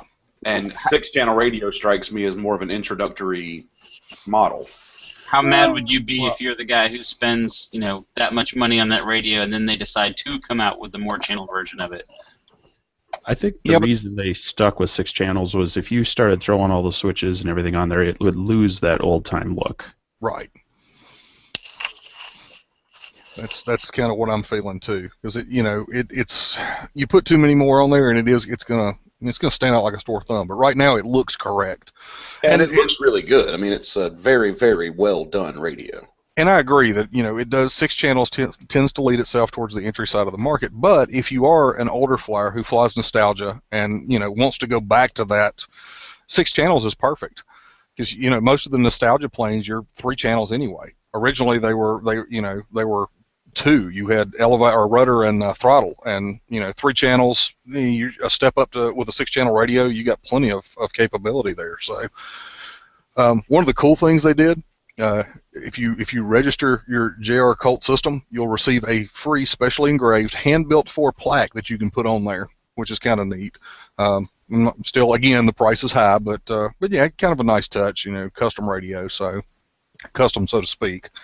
But and I wonder, since it says hand-built for, I haven't been able to find any information yet or not. But it's entirely possible that these radios are, they may be to an extent. Obviously, we know they're machine assembled to an extent. Doing the soldering on those boards is not something you're going to do by hand very often. But I'm wondering if they're not doing a production line for them, if they're having the cases stamped and they are actually assembling them by hand, which would add to the price considerably. So. Yeah, that would do a lot to explain the price. Yeah, but still, neat radio. I like the looks of it for sure. But and let's see, the next thing on the list is something pretty cool that I was excited to see come out. I was cruising High-Tech's site, and man, there was a plane that High-Tech had for a while that was real popular, and especially in the, I'm going to say the early days of FPV, when it was just on the verge of breaking over into this huge thing, and it was still kind of a bit of a cultish fad in the RC world. There was a plane that people just absolutely loved. It was a lot of folks got that as their second RC plane, and it was just, it was an awesome flyer, and one of the first upgrades you did was convert it to brushless, and that was the Twin Star. Well, Multiplex has brought out the Twin Star BL, so they're now equipping it from the factory as a brushless plane. And that was a great FPV ship because you could put the camera up front, and that was back in the days when we still wanted to see some of the airplane in the frame, but you didn't have to have the propeller out there, so you weren't getting choppy video from looking through that spinning prop. So I got one of the Twin Stars that actually has a float plane kit on it. That is just an amazing plane. Oh man, that'd be fun. Yeah. Twin Star on floats. Well, it's got like the boat hull on it. Oh yeah, okay. Yeah. I know what you're talking And then about. got the pontoons out on the wing, and I've only flown it off the water once, and I was actually out in the middle of a lake, big lake, on a boat, pontoon boat, and flying an airplane over water. Throwing your airplane over water is a terrifying sensation. To just, here, let me take all this electronics and money, and I'm just gonna go chuck it at this lake. It took me like 13 flybys before I finally decided to land. Oh man, yeah, that'd be a little frightening, I guess, the first time. But you did it, so we're proud of you. You're still a plebe, but you're getting there. Let's see, 56-inch wingspan on this thing, 40 inches long. Let's see, they're calling for a couple of 200-watt, 28-millimeter in-runner or outrunner brushless motors, 17 to 27-amp speed controls with 9.6 props, and two 2S 2100 to 2500 lipos. So there's going to be plenty of oomph there to carry FPV gear or just play around with and have a good time. And I kind of like the graphics they've got for this thing too. It's pretty neat. It's got a beachy type of feel, kind of like an Islander is what it reminds me of. So I like it. But next thing up is something that I came across on RCG that you will see a review on shortly. That's going to be really neat. It again is a little pricey, but it's still a pretty interesting airframe from our friends over at Banggood, and obviously they didn't check with anybody before they chose that name. The Unique Models LTV XC142 Tilt Wing Experimental RC Aircraft Airplane Plug and Play for the grand total of $349. But if you look at this thing, it's cool. Now, yes, it's a takeoff on something that we've all seen foam and tape do, but it's still pretty neat. All the mechanical work is done. All the parts are there. No small engineering feat to make this work out, and to get it where they're doing it in mass production is kind of cool. I didn't know that we would see something like this soon, but it's a 5-engine cargo plane is what it boils down to. 4 on the wing and then 1 on the tail. And it will transition in flight from a hovering attitude to forward flight. So it's it'll take off vertically and can transition into horizontal flight and then go back to vertical flight for landing. Pretty neat plane. There's a cool little video on there. It looks a little pitchy in the video when the transition happens. I don't know. If I had to guess, I would say it's probably a function of the flight controller that causes that, but we don't know what flight controller is in it yet. But I'm looking forward to reading a little more about that. That's something that would almost tempt me, just because it's pretty neat looking. So. I'm not sure where I saw it, but I want to say that FlyZone through Habaco is actually, I think they're working with the same company, or they were at one point, because I somewhere had seen this with their label on it. Mm-hmm. So we may see that from a U.S. distributor as well for possibly more. But I was trying to see where I found that. I remember seeing that a month or two ago and thinking that was kind of cool. But if we got it through Hobbyco, even though a few more dollars, that wouldn't necessarily be a bad thing because the support would be a lot better. So. Well, and they often throw their own gear at it. Right. They'll take out the servos and and put their own stuff in it. So Yeah, good stuff that you don't have to worry about as much. hmm So that would be helpful. But the darn thing does look neat. Yeah, I'm drawn to it. I can't help it. But let's see. Next up, something I was kind of excited about, as silly as it is. Horizon Hobby has got a UMX J3 Bind and Fly Cub Basic. It's a UMX Cub. It's like the Carbon Cub, except it's a Cub. 4-channel, doesn't have floats. Traditional aileron, elevator, rudder, and throttle. Painted in the traditional yellow Cub scheme, which looks pretty cool, and it's of course got AS3X. I just like Cubs, so that kind of caught my eye, and it's going to be interesting to see how that goes in popularity as compared to the UMX Carbon Cub. Because the Carbon Cup, I had it, flew great, liked it, ended up selling it itself this year because I wasn't flying it as much as I had when I first bought it. But, Cub's got a big market. It's kind of a soft spot for a lot of folks, and I kind of like the classic Cub. I like that paint job a lot better. Yeah, that yellow, something about just a yellow Cub, it looks right. So it'll be interesting to see how, like I said, how it goes off, and I'm sure it'll do real well, especially for the guys moving up from a Champ that like micros, and that would be a great second airplane for them to give them a little more capability, and you got AS3X, so it flies really well. It's going to be stable and take some wind. So, and I think, if I'm not mistaken, let me look at the specs here real quick. Yes, it is a 2-cell and it's brushless. So we're going to have the power that we've come to know and love from the newer Ultra Micros, which will be a huge step up over the original Micro Cub. So let's see, what up next? Oh, and for some reason, I can't get our good buddy Greg Markley's site to load tonight. And I think we may have touched on this last week. I can't remember. But just popped a link into the live chat for the West Michigan Park Flyer Skinny Dipper.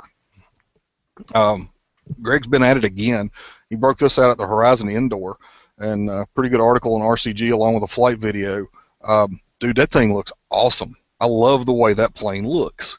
It reminds me a little bit of an Edge 540, but it's on floats, and it's just cool. I don't know. There's just something about it that's just awesome looking. I think it'd be a lot of fun to you got something that you can take off, fly around the water. It's going to be aerobatic. It's going to appeal to the guys that may not necessarily have liked the Highlander as much, because some people, for whatever reason, don't like high wing airframes. But this thing is going to have similar capabilities, and it's on float. So that's a pretty cool looking plane. The video is really good. If you get a chance, go over there and take a look at it. So Greg's always doing some really good work. And then the last new product. The last new product that I have got is something that I'm pretty darn interested in. Our friends over at Immersion RC have come out with a new edition of the Vortex. They've got a Vortex 250 Pro. Saw the Vortex up close and personal at Heli Extravaganza, and that's a pretty neat little quad. It's pour it out of the box, throw a receiver on it, and go fly it. Pre-tuned. Running a CC3D with Clean Flight and an Immersion RC OSD.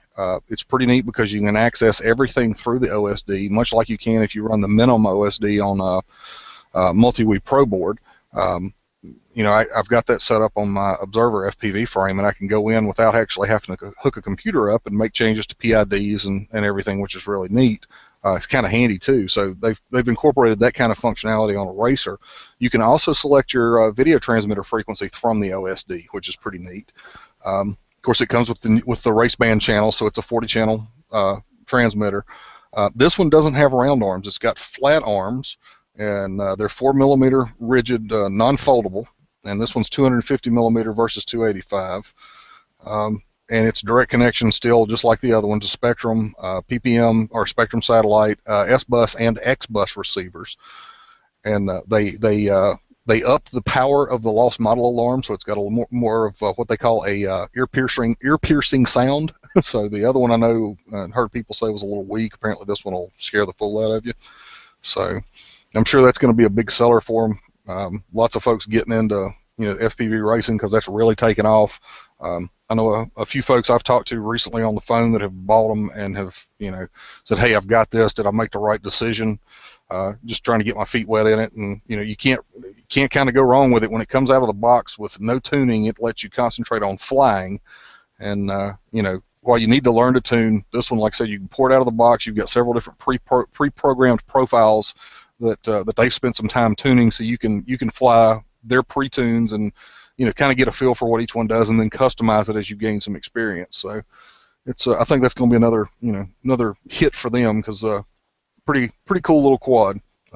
It seems like every time we turn around, somebody's coming out with a new quad design and new firmware, new motors. It's taken off. It's a great time to be a quad pilot, especially if you're into 250s, because the market's just blowing up. So lots of competition, which is always a good thing for us that fly.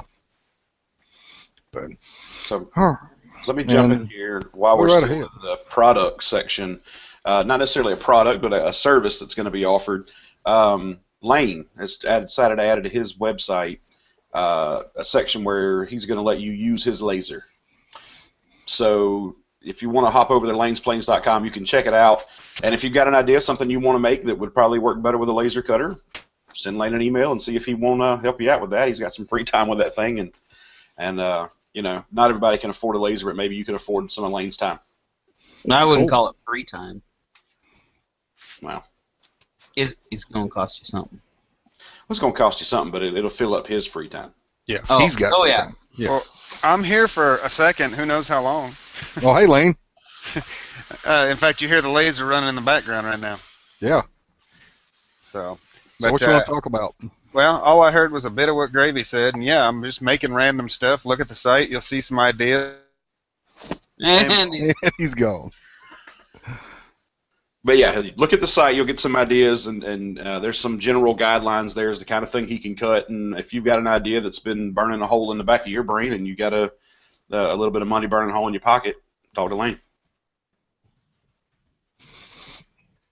All right, we gave him a chance. He didn't answer. So on that note, like I said, I didn't have a whole lot in the way of content this week because we were a little, caught off guard because Crash's surgery. But I do have something that's kind of time appropriate, and it's actually something that Matthew experienced earlier in the week. Our good buddy Rum Builder. Coming into this time of year, it's Christmas. We all know, anybody that's been in the hobby more than a couple of years knows what happens the weekend following Christmas. Everybody wants to get out of the field. Of course, anybody that's been flying for any length of time that has loved ones that understand them has gotten them something new for the hobby, or they've went out and bought something new for themselves because they know that's the only way they're going to get it, and they want to get out to the field and put that new item to use and go see what everybody else got. And of course, we're going to get new people. That's just the nature of the business. People get their start in the hobby a lot of times around Christmas. So we're going to have a lot of new folks coming out with this year. Obviously, the focus is going to be, I think, on quads more than anything for the new entries into the RC hobby. Obviously, the FAA does too, because of the regulations that they're trying to push through, or that they're working on pushing through for the registration. And with that, something to keep in mind is a lot of these people that we're going to see may not have a firm grasp on how the hobby works and safety protocols and whatnot. Matt actually had this happen to him earlier in the week, and Matt, if you want to tell everybody what happened and how you handled it, I think he did a really good job, and it's something that we all could probably try to strive for. He did the right thing, and I got to say I'm proud of him, because I don't know that I would have been as friendly as he was in this particular situation. So, all right, yeah. So I was out flying my Morph tricopter FPV. Having a good time. I was the only one up in the air, just circling around and just, having a nice, really enjoyable experience. And out of the corner of my vision on the flight, I'm out on the airfield. I see a car pull into the parking lot, and I say, "Oh, cool! Somebody else is coming out." Well, I don't recognize that car, and I see him get out. And a few minutes later, my video pretty much almost goes away. I was able to bring it in and land it, and took my goggles off and said, "What the heck?" And there's a guy with a brand new. And I mean brand new, still had the stickers on it, Phantom 3 with the camera on it and the cell phone and the Wi-Fi and the Wi-Fi booster and all that stuff. And he just killed the 5.8 Spectrum as soon as he turned that thing on. and I almost lost my tricopter.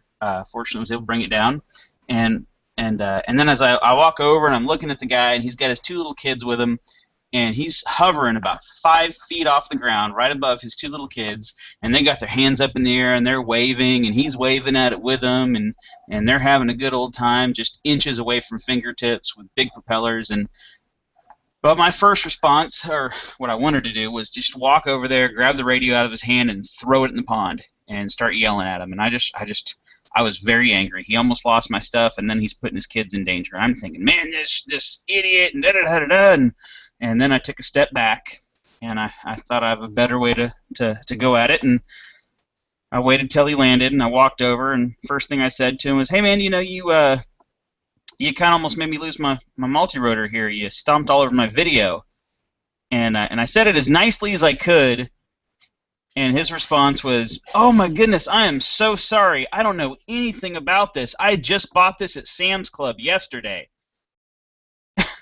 And like, you did what now? Sam's Club? Oh boy. So I started talking to him, and we got to chatting, and he just had 100 questions for me. And I told him he'd come out to our field at any time. He's one of those guys where he bought it because his wife's in real estate. And he wants to use it for real estate with his wife. And I said, well, before you ever think about flying this thing over a neighborhood, come out, use our field, email me if you got any questions. And it turns out this guy was, I don't think I've ever met anybody more willing to learn about the hobby, ever. I mean, he didn't have any kind of attitude of, I don't care, anything like that.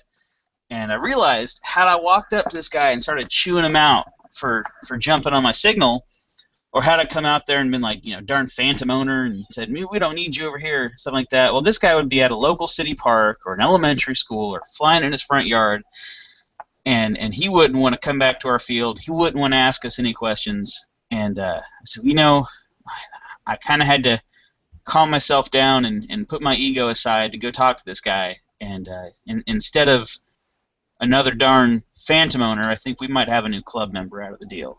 So I guess the one thing to draw away from this is when you see that phantom pilot, that guy who doesn't know anything about RC, who just wrote a check and now he's flying something and he's doing dumb stuff. It's not necessarily because he's dumb. It's just because he didn't go about it the way we did. And he didn't build his quadcopter. He hasn't been on the forums asking questions, trying to get the thing tuned out, trying to make sure that he was doing it safely. And it's not because he doesn't want to be unsafe. This guy actually, when I talked to him about flying over his kids, he admitted that he had never thought about the fact that those propellers were dangerous. He really didn't understand that. And as soon as I mentioned that, the look on his face, he was embarrassed.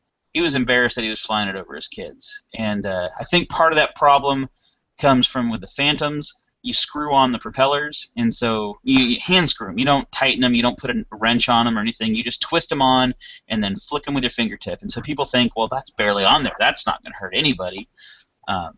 Whereas those are pretty big propellers, and they're sharp too. But he never thought about that because he hasn't been on the CrashCast listeners page or any of the other forums that I'm on where people post pictures of their emergency rooms where my quadcopter bit me today and now I need 14 stitches and the tendon reattached. And I guess I just harp on this over and over again, is the best way to approach somebody like that is to come at them and be as nice as you can. And you sometimes you're still going to get those jerks or those people that said, well, I don't care, I'm not into the hobby, I don't care what the FAA says, I just want to go up and take some pictures. But sometimes you'll get that, you get that person, and you might actually keep them from making a big mistake and keeping them from being the next idiot of the week. And they never intended on doing it, they just don't know what they're doing. So don't go over and kick their quadcopter, don't go over there and yell at them to get off your field. Go over and give them a big old RC hug and tell them that you're happy to have them in the hobby.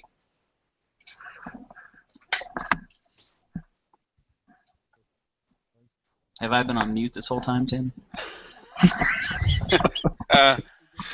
You've actually been talking the whole time. I was just messing with you. Had to. Okay, all right. In case you're wondering, Tim, I actually have Mhm. been on for like 5 minutes without getting cut off. Awesome. That's, Give dude, us an that's a update. record. Yeah. So what have you been into this week?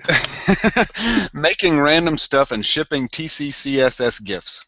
Awesome. So Santa has been in the workshop. Yes, lots of stuff has been shipped out this week.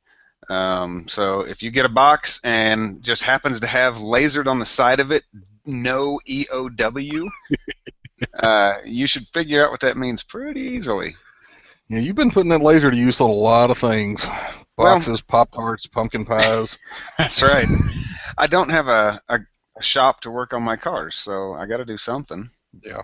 So I just sit here and play with this thing and make new and I'd say interesting things, but it's not all necessarily interesting. Well, hey, you keep the machine running. That's right. I'm making about 50 cents a day on a good day. So I'm not making any money, but I'm just having a good time making stuff. Well, you're learning a lot. A lot, believe me. You learn a lot of stuff real fast when you start messing with this. Steve, I'm sure you can attest to that. Oh yeah. It's amazing how much you learn and how fast.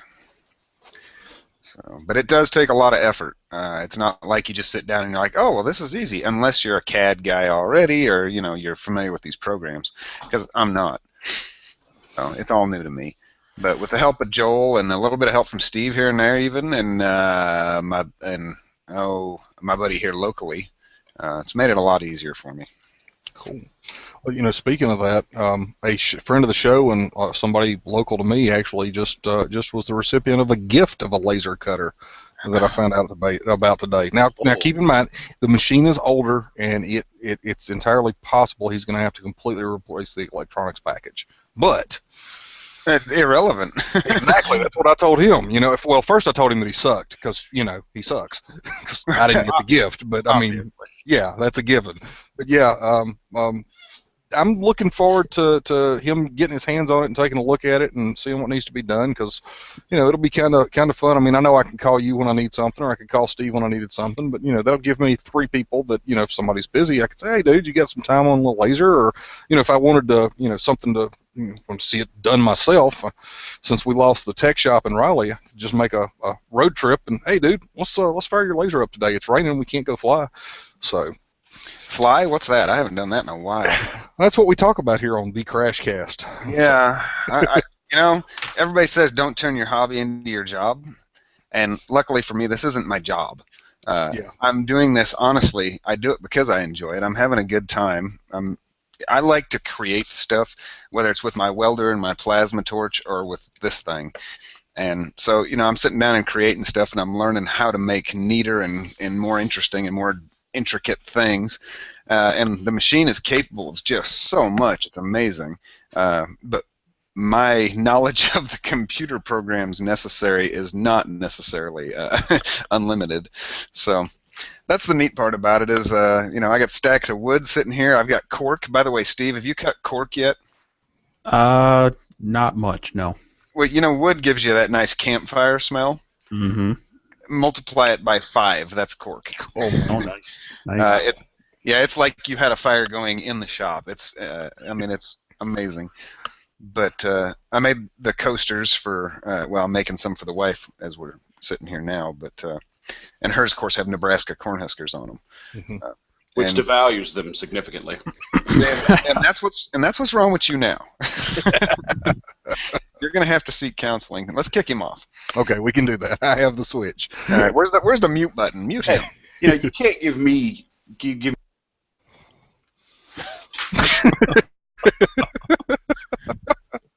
Oh me.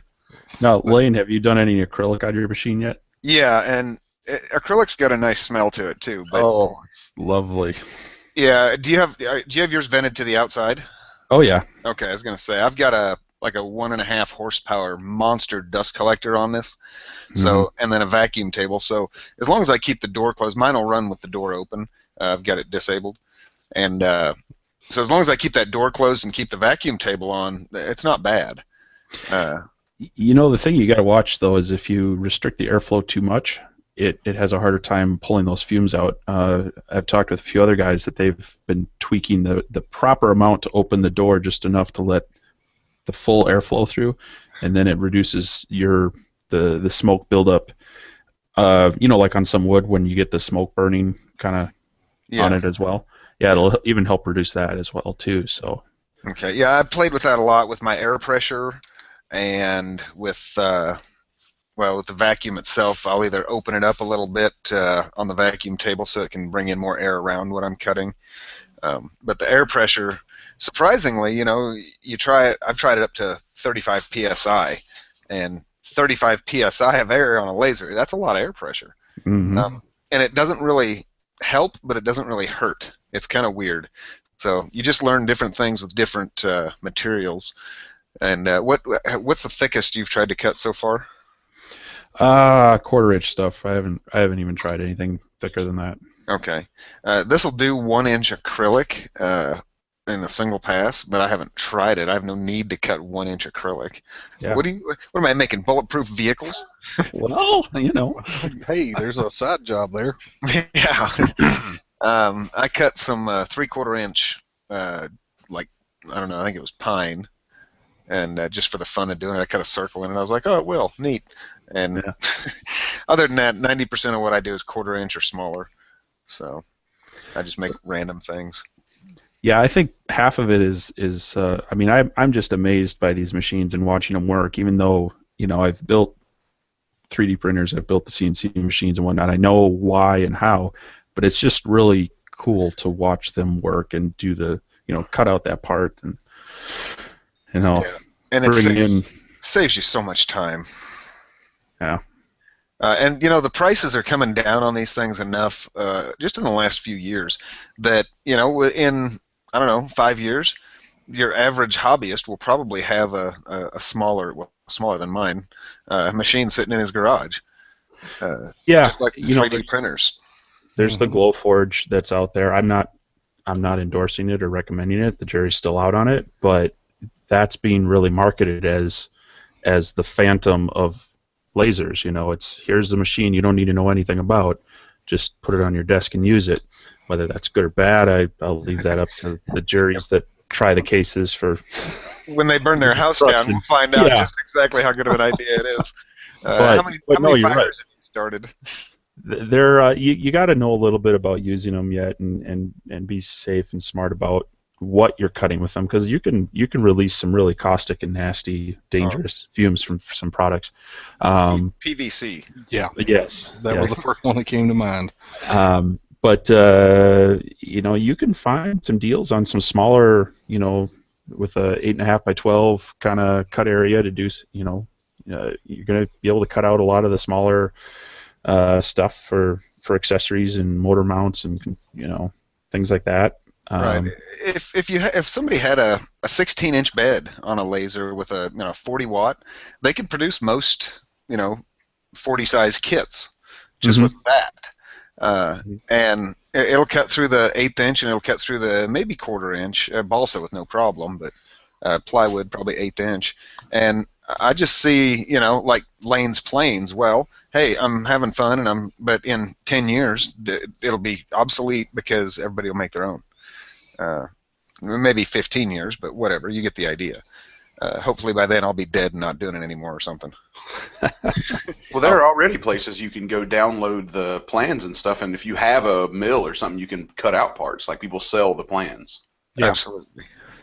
Yeah, and if somebody stole my stuff and made their own, well, more power to them. Now, if they start making 100 of them and selling them, and then that would bother me. But if somebody wants to try to copy it, like who was it that did the foam one up at in Michigan?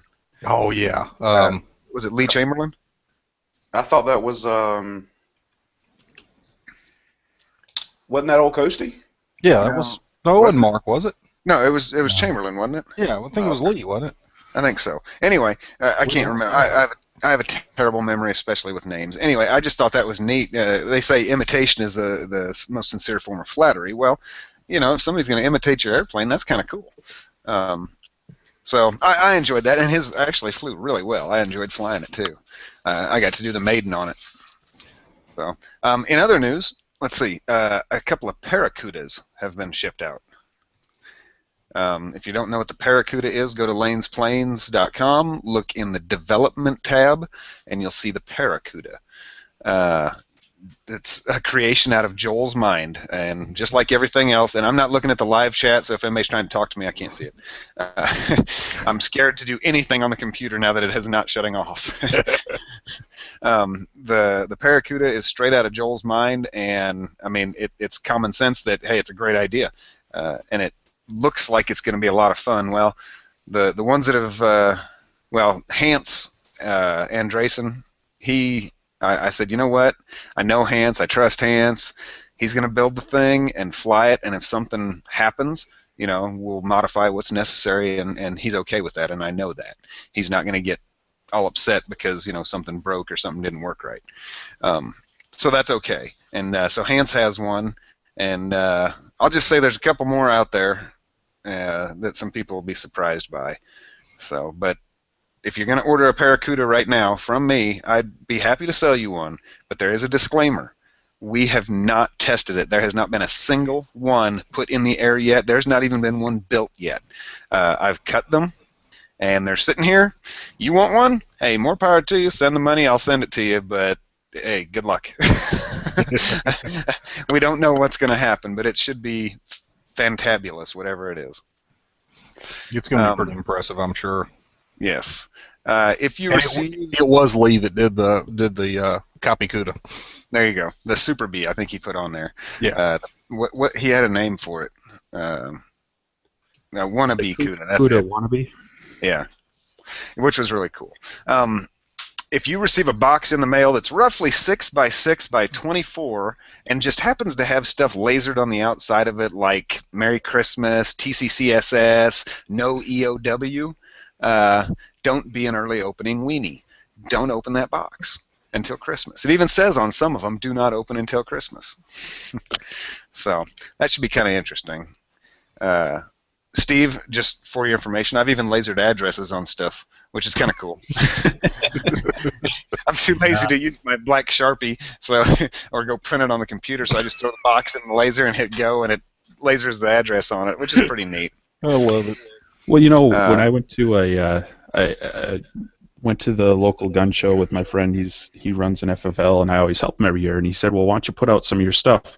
And so I needed some contact cards. I used just some of my scrap wood and lasered up some business type contact cards at that one, and people loved them. So yeah. I did the same thing actually about a week ago. I took 16th inch birch and made a business card, and it's got a cute little cartoony dude holding a laser with smoke coming out of the end of it. And I hung one up at the post office. That's the other side of my little hobby here would be, I called it Lane's Laser. Made sense to me. Because I couldn't think of, like crafty crap or whatever to put at the end of it that started with an L. Crafty crap laser. Yeah, and we can't do Christie's Custom Crafts, all with K's, because KKK is bad. Yeah, that's not a good idea at all. My wife does a lot of cake decorating, and we decided we were going to do Kristen's Custom Cakes, and then we had to back off that one too. Yeah, it happens. What's the worst that can happen? Well, people are so... You should open up a storefront in Atlanta. Yeah, that's a great idea. People are so politically correct these days and so sensitive, and I just want to slap everybody. I hate it. It really drives me nuts. But I've got one other thing that I forgot to talk about, new products, and shame on me. Our good friends over at multirc.com have got their new multi-RC branded NAIS 32 flight controller in with black box and 64 meg of flash RAM for the black box flight recorder. Of course, that'll come pre-flashed with Clean Flight, got all the pins and the breakout cables for the low price of $22.49. So if you're needing a new flight controller, head over to multirc.com and pick that one up. That's a smoking deal with that much memory on a board. And I've got an idiot question. Will that work for a tricopter as well? I I haven't flown a tricopter on clean flight, so I can't answer that. I don't know of a reason that it won't, but I have not tried a tricopter on clean flight. Believe it or not, my morph is flying on a flip 1. A flip 1.0 or 1.5 rather. So and it keeps up fine with me. I've got the the PID set pretty tight, and it does everything. I mean, that's that's what I flew the demo model on itself, and you saw how I flew that thing. So what you're saying is my excuse for my crash being that my flip 1.5 couldn't keep up is bullcrap. I just can't fly. Yeah, well, okay. Well, yeah, let's go with that. Okay. So I'll go back to mute. Yeah, but yeah, that's a smoking deal, and they're adding products every day too. So be sure to if you're looking for something for your 250 or 180 racer, check them out because they're good folks. They ship fast, quality product, and they stand behind it. So, got another thing that I forgot about. Go right ahead. You met my neighbor Jay out at CEF, right? Mm-hmm. And his little boy was out there with him. He's an A&P. He's a FAA designee. He's a private pilot. He's an instructor for A&Ps. Anyway, the point is he is doing the paperwork now for his 333 exemption? Yeah. Yes, he's doing the paperwork now. He designed just a cheap aircraft, 60-inch or so wingspan. His cruise flight is 3.4 amps. Wow. Yeah. And he's running it just on 3S, but he's got a complete autopilot system put on it that he made. I shouldn't say he made. He ordered this piece, that piece, and the other piece, soldered all the pins and the wires. He's got like 60 wires. He had to make a wiring diagram just to be able to build this thing. So he pulled a Tim is what he did. Of course, he's running a 32-channel whatever you call it, on 5.8 gigahertz and all that spiel. Anyway, his heads-up display on the goggles that he made shows him his altitude and his airspeed and his amp draw and his battery remaining and blah, blah, blah. Anyway, he's working on all that now. He's got the aircraft up and running. He's got all the flight systems working, and he's going to get the exemption so that he can do commercial stuff. But he's agreed to come on the show and talk about this entire setup and what he used and what he bought. He's got less than $300 in the entire thing. That's awesome. It's amazing, and it works great. It's GPS, return to home. It'll orbit. It'll fly a grid. The entire thing, just an amazing concept.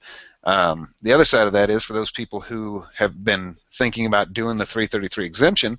If you have looked at it, it is a ton of paperwork and explanations and this and that, and it's horrific, typical government paperwork. Once he gets his done, he plans to sanitize it, take out his personal information, and put that up and available for anybody else to just fill in the blanks.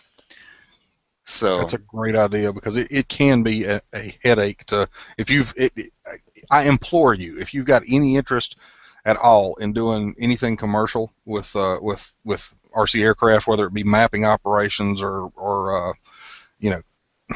realty stuff or whatever, go look at some 333 exemptions that have already been filled out because it's just incredible what you have to go through. We're looking at that right now with some of the stuff from Wake, and we're using Duke University as a guide because they've already gotten a few. And man, it's insane. Just absolutely insane. Yeah, it is. But if he's willing to, he's going through the trouble of doing it and willing to make it available. So when we do get that, we'll put it up on. I'll have Crash put it up on the site. That way anybody can download it then and use his format. But I think he'd be a pretty good person to have on the show and talk about this, and it's going to be kind of neat. So yeah, maybe get him on. Maybe next week or the week after, we'll see if we can get him on to talk about it, and he can kind of give a parts list, sort of, for anybody who's interested in trying to do the same kind of flight setup. That'd be a great idea. We could get that and put that up, put that in the guide section over at All Things Crash too. Absolutely. He's running, help me out here, milliwatts wise. I want to say he was like 200 something. Or 250 probably. It was up there, but 25 is where you're required to have a ham, right? Yeah. And so I gave him the correct information. I said, because I asked him how many, what he was running, and he told me, and I said, I think if you're over 25, you got to have a ham. He goes, okay, well, we got a guy at the college, because he works at a college, that can do that, so he's going to get his license too. So cool.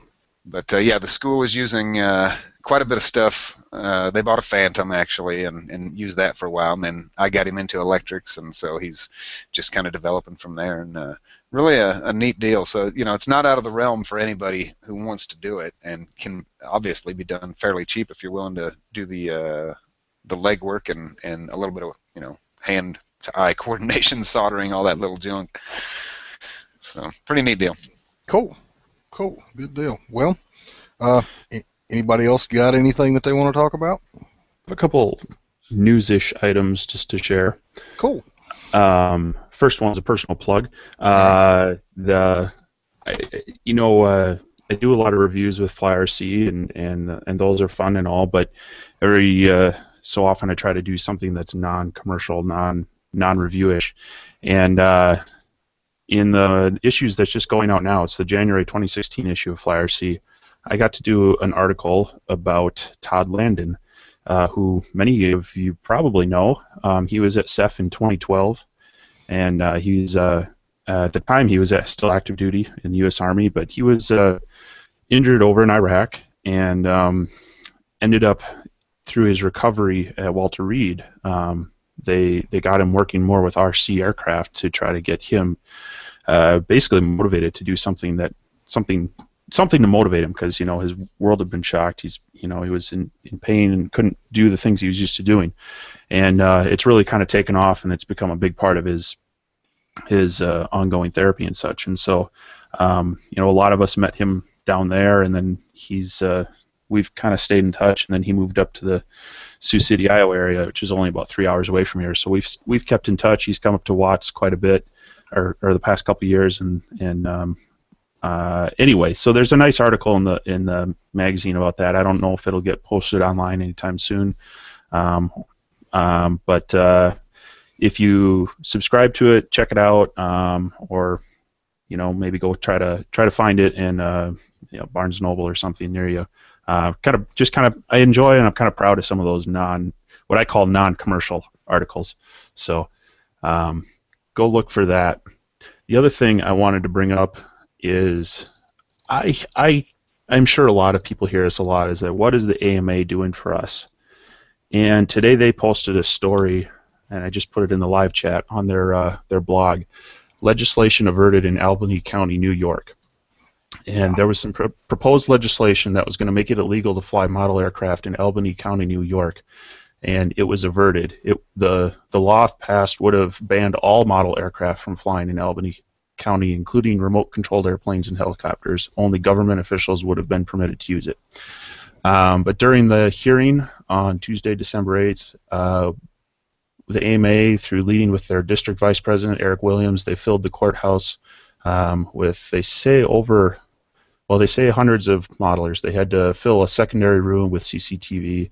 Their voices were heard, and the proposal kind of died, at least for the time being, died at that session. So, I think we need to share stories like this with people who are saying, what's the AMA doing for us? And what they do is they help organize us, and they help get the word out. They help get people,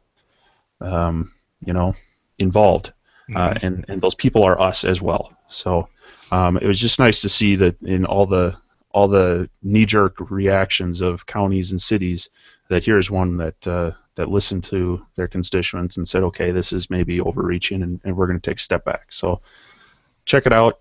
Continue to support them. They need our support. We need to be supportive of them to continue doing what we enjoy. Yeah, definitely. And we actually are fortunate enough, I say we as in the entire CrashCast listeners and everything, we actually had one of our listeners that was there, and he was the first speaker for that event. Mr. Sawat, Stephen Wattenberg, put his name on the list and actually was able to go up there and express his opinion. So big thanks to him for making that move and taking that step. It's not always the easiest thing to do, to go up in front of a body of power like that when they're trying to eliminate something that's important to you, and something that's got such a negative public opinion right now. But yeah, kudos for you for stepping up and making your voice heard and helping all of us out, because as we all know, starts in one place, it's not a far stretch for another county or another state or another city to say, hey, these guys did it, there's a precedent, and we should do it too. So, You know, and another good thing for us to do, and I should go back and do it now that we have some new legislators and people elected in areas, is be proactive and reach out to them beforehand and just send them a note saying, hey, you know, whoever they are, city council, state legislator, whoever, just say, I am an active modeler. I know there's a lot of issues that come up regarding drones, UAVs, whatever they want to call it. Offer to let them reach out to you for information, and just get out there ahead of the ball and just say, hey, I'm here, use me as a resource.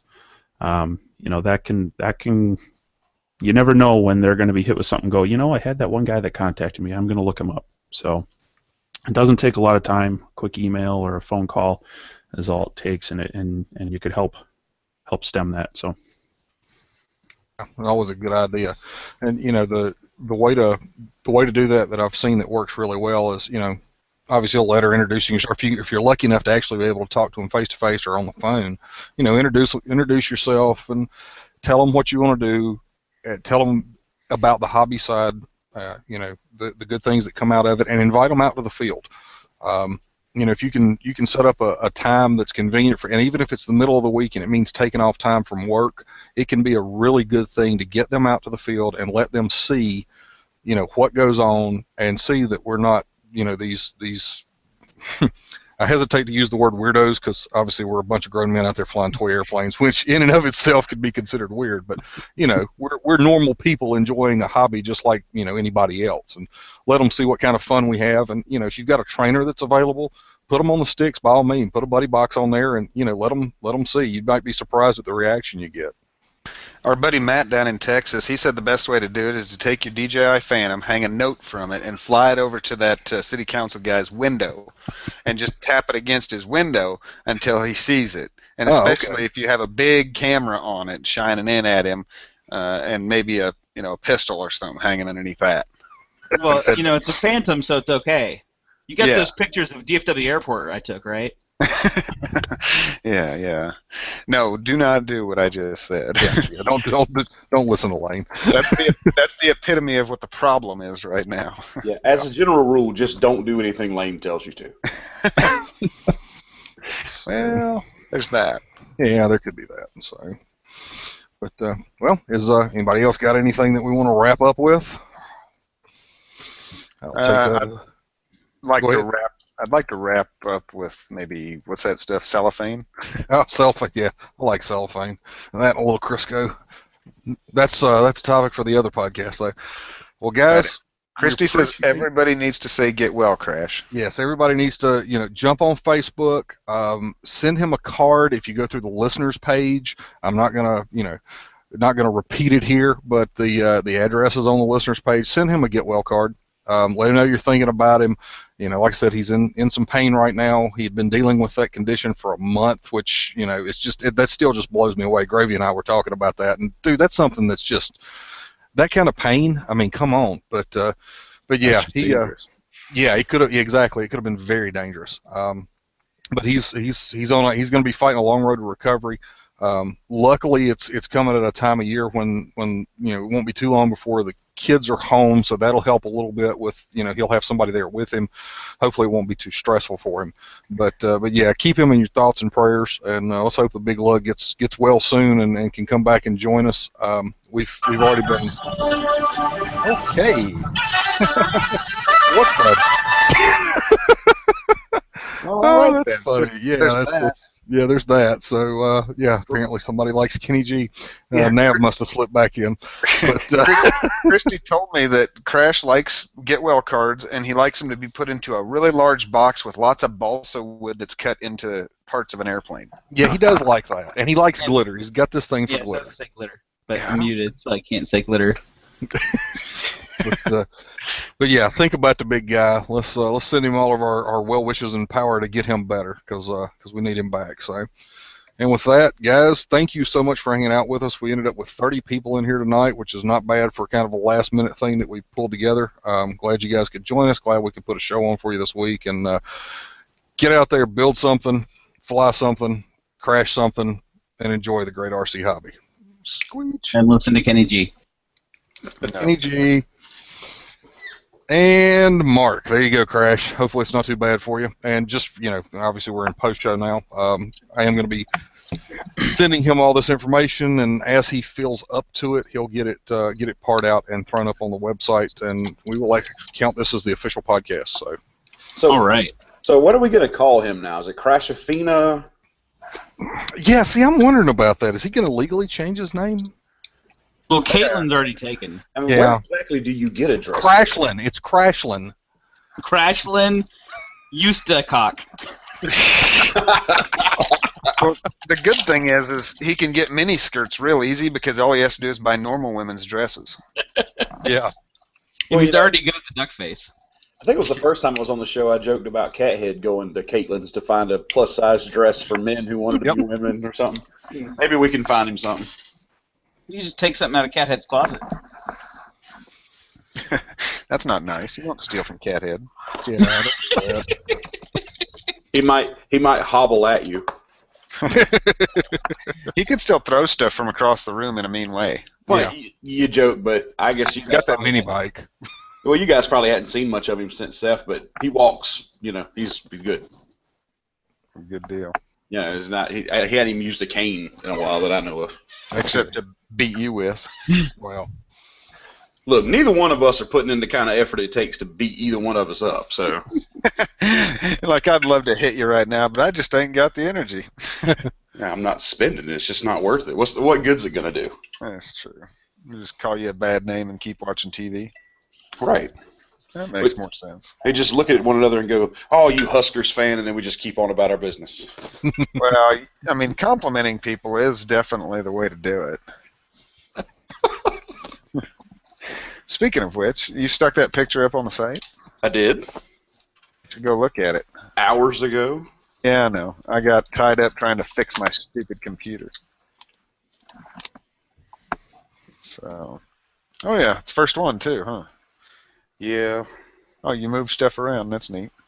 Yeah, I'm going to work on a real gallery for you tomorrow. I need to get with that. Christy says, no, you can't have that Husker or that Texas stuff right in the middle of that big like that. I still think, Lane, you should have lasered that one side 2-in-1, and just sent that picture to Connie and said, "This is what Crash said you wanted." Nice. I'll just do the Husker one and send a couple of them. There you go. Like it. Well, just wait until all this playoff stuff is said and done and see if Oklahoma doesn't win a championship, and we'll go from there. I wouldn't plan on that. You don't think she'd appreciate some Oklahoma coasters? Yeah, she's not a fan. Actually, she would like Baylor better. Oh. Now, if you can make some Oklahoma skeet,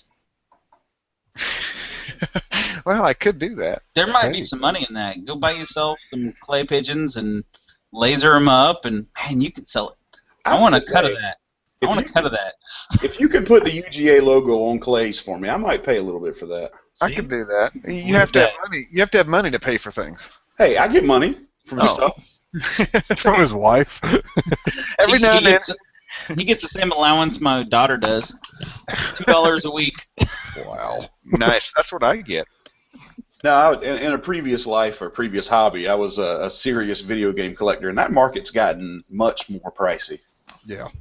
Hey, Gravy, is Arcola RC going to be open for business? So we've got a friend of the show, Mr. PC Phil, might be driving past you the week of Christmas. We'll be around. Yeah, there you go, Phil. Yeah, shoot us a call. Maybe we'll take you out to the Badlands and let you learn how to fly terribly like we do. Well, yeah, we got that field right there by Granddad's house, and you can't. Your spot landing is a requirement. Let's put it that way. I like it. Well, I seen that video somebody posted again of the guys getting the airplane out of the tree with the helicopter. Yeah. I saw that again yesterday. Just reminded me I think that's pretty cool. Yeah, that was a pretty cool event. I still don't see how he didn't win the scale helicopter contest, because that was an amazingly scaled helicopter. It's because we couldn't put it up on the table. It's the only reason it had to be on the table. Well, at least he landed where he was supposed to. True.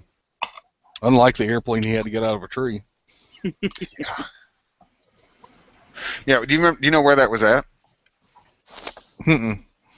Yeah, I never knew either. No, I never found out. I'm trying to find right now. And oh, hey, Steve.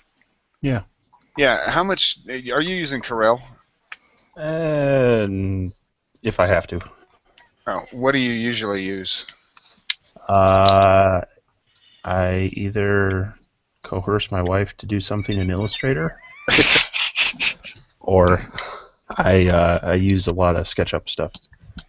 That And coercing of Steve's wife costs him a lot of money too, usually with Rock River or DPMS or somebody like that.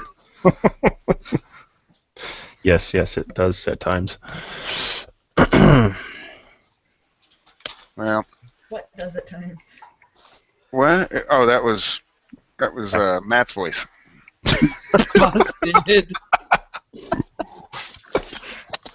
Why? Do you have a question on Corel or what? Oh yeah, it pisses me off. Well, yeah. That's why you don't use it. It primarily because I'm not very good with it. I'm learning a lot and I'm watching videos and stuff, but I have trouble getting. Well, everything that you do, you either are engraving it or you're cutting lines, and lines are the easiest thing to do.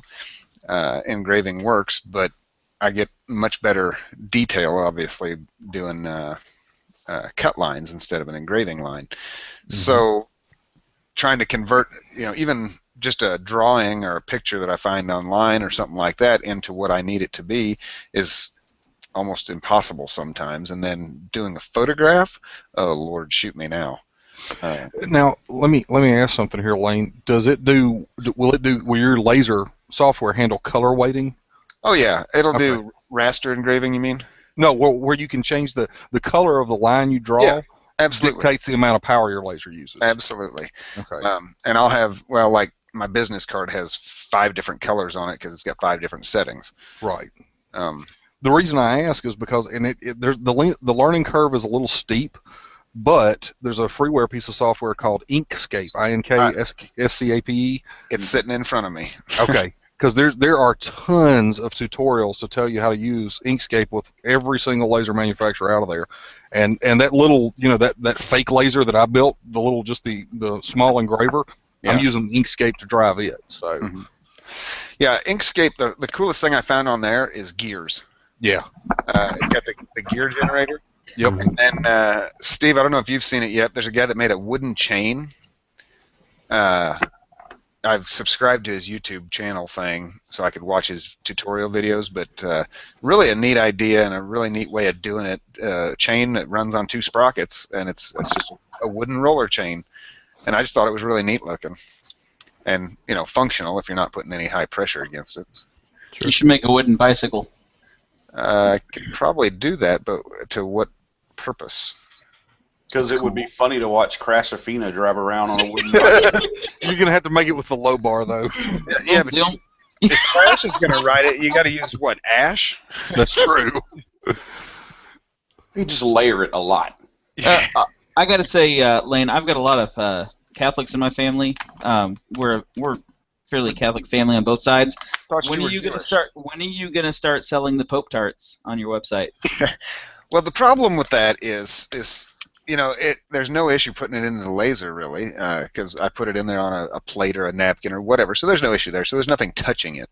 The problem is, you take a Pop-Tart, open it up, engrave it, and then put it back in the package and mail it to somebody?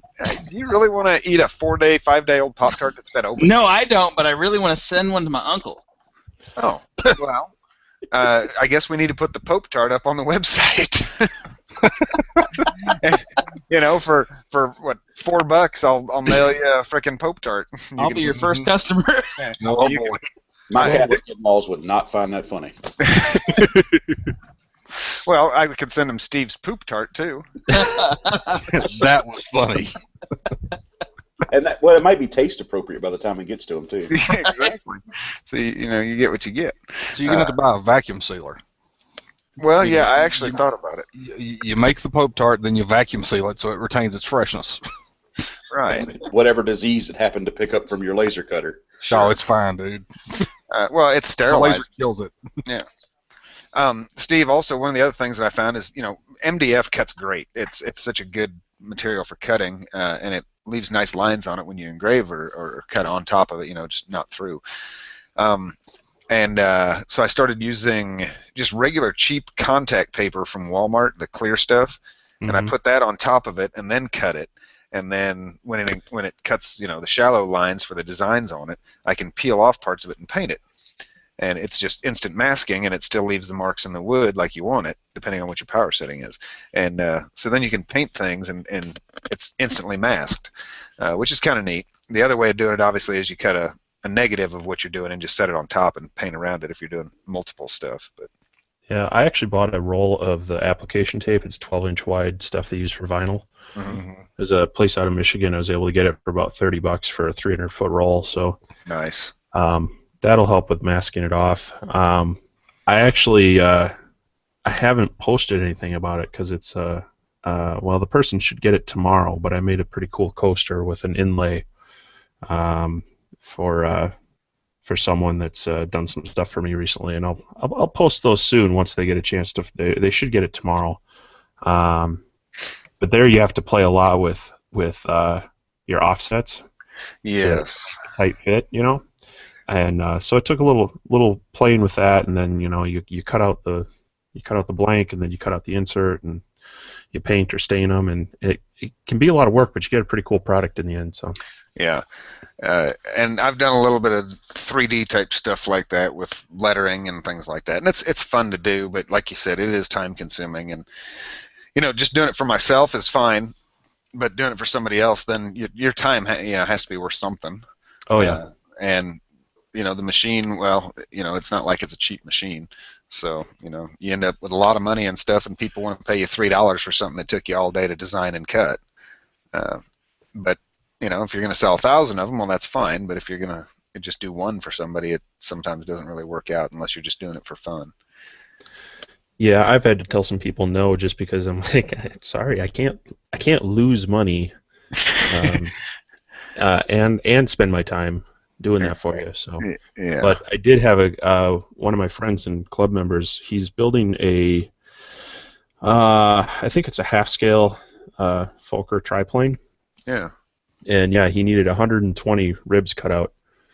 Wow. And I said, yeah, I could do that, because he's like, there is no way I'm spending that much time in front of the bandsaw and the scroll saw. So it was well worth him paying me a fair. We came up with a fair price. It's probably less than I would have charged other people, but Right. And it was still 4 or 5 hours of my time. Right. That's part of the fun, though. Is you get to help somebody make their project into something. Mm-hmm. And I like doing that. Mm-hmm. But cutting ribs and stuff is it's time consuming. But if you're just doing the same thing, not a tapered wing or anything like that, it's not terrible to draw it out. So. But yeah, I have micrometers all over the place now, and I have to convert everything from inches to millimeters because I hate metric. So I do everything in inches, and then I've got a list here beside me that goes from 1/64 all the way up to 1 inch. So I've got all those, and then I've got the opposite in metric to standard, and then I've got a list written on a piece of paper magneted to the side of the laser with standard 3 or 4 inch, 12 inch, 24, and 46. So I know what the Canadian equivalent is. Yeah. So I don't know where I bought the original one, but I have a little tape measure that it's like a 10-foot, but it also has the metric on it. Yeah. And so I've been using that a lot more lately, especially when setting stuff up in the laser. Because when I'm designing the stuff, I'm using imperial standard stuff, but then when you program it and whatnot, you have to set it up and using millimeters. Well, so I went looking around town trying to find another one, and I couldn't. So I ordered one off of Amazon for like $7-8. Threw it in with an order, and then I was at IKEA today, and I'm walking through there, and they've got tape measures for like $1.50. Have both on them. So I bought like 5 of them. I've never been to an IKEA in my life.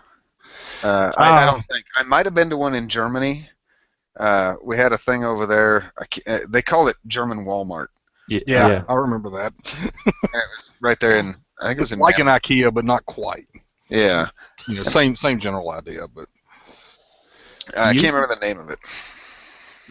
You'd be surprised though the things you find there for non-RC related laser materials. So, I think there might be one in Omaha, but I can't remember. So I've never been. Couldn't tell you.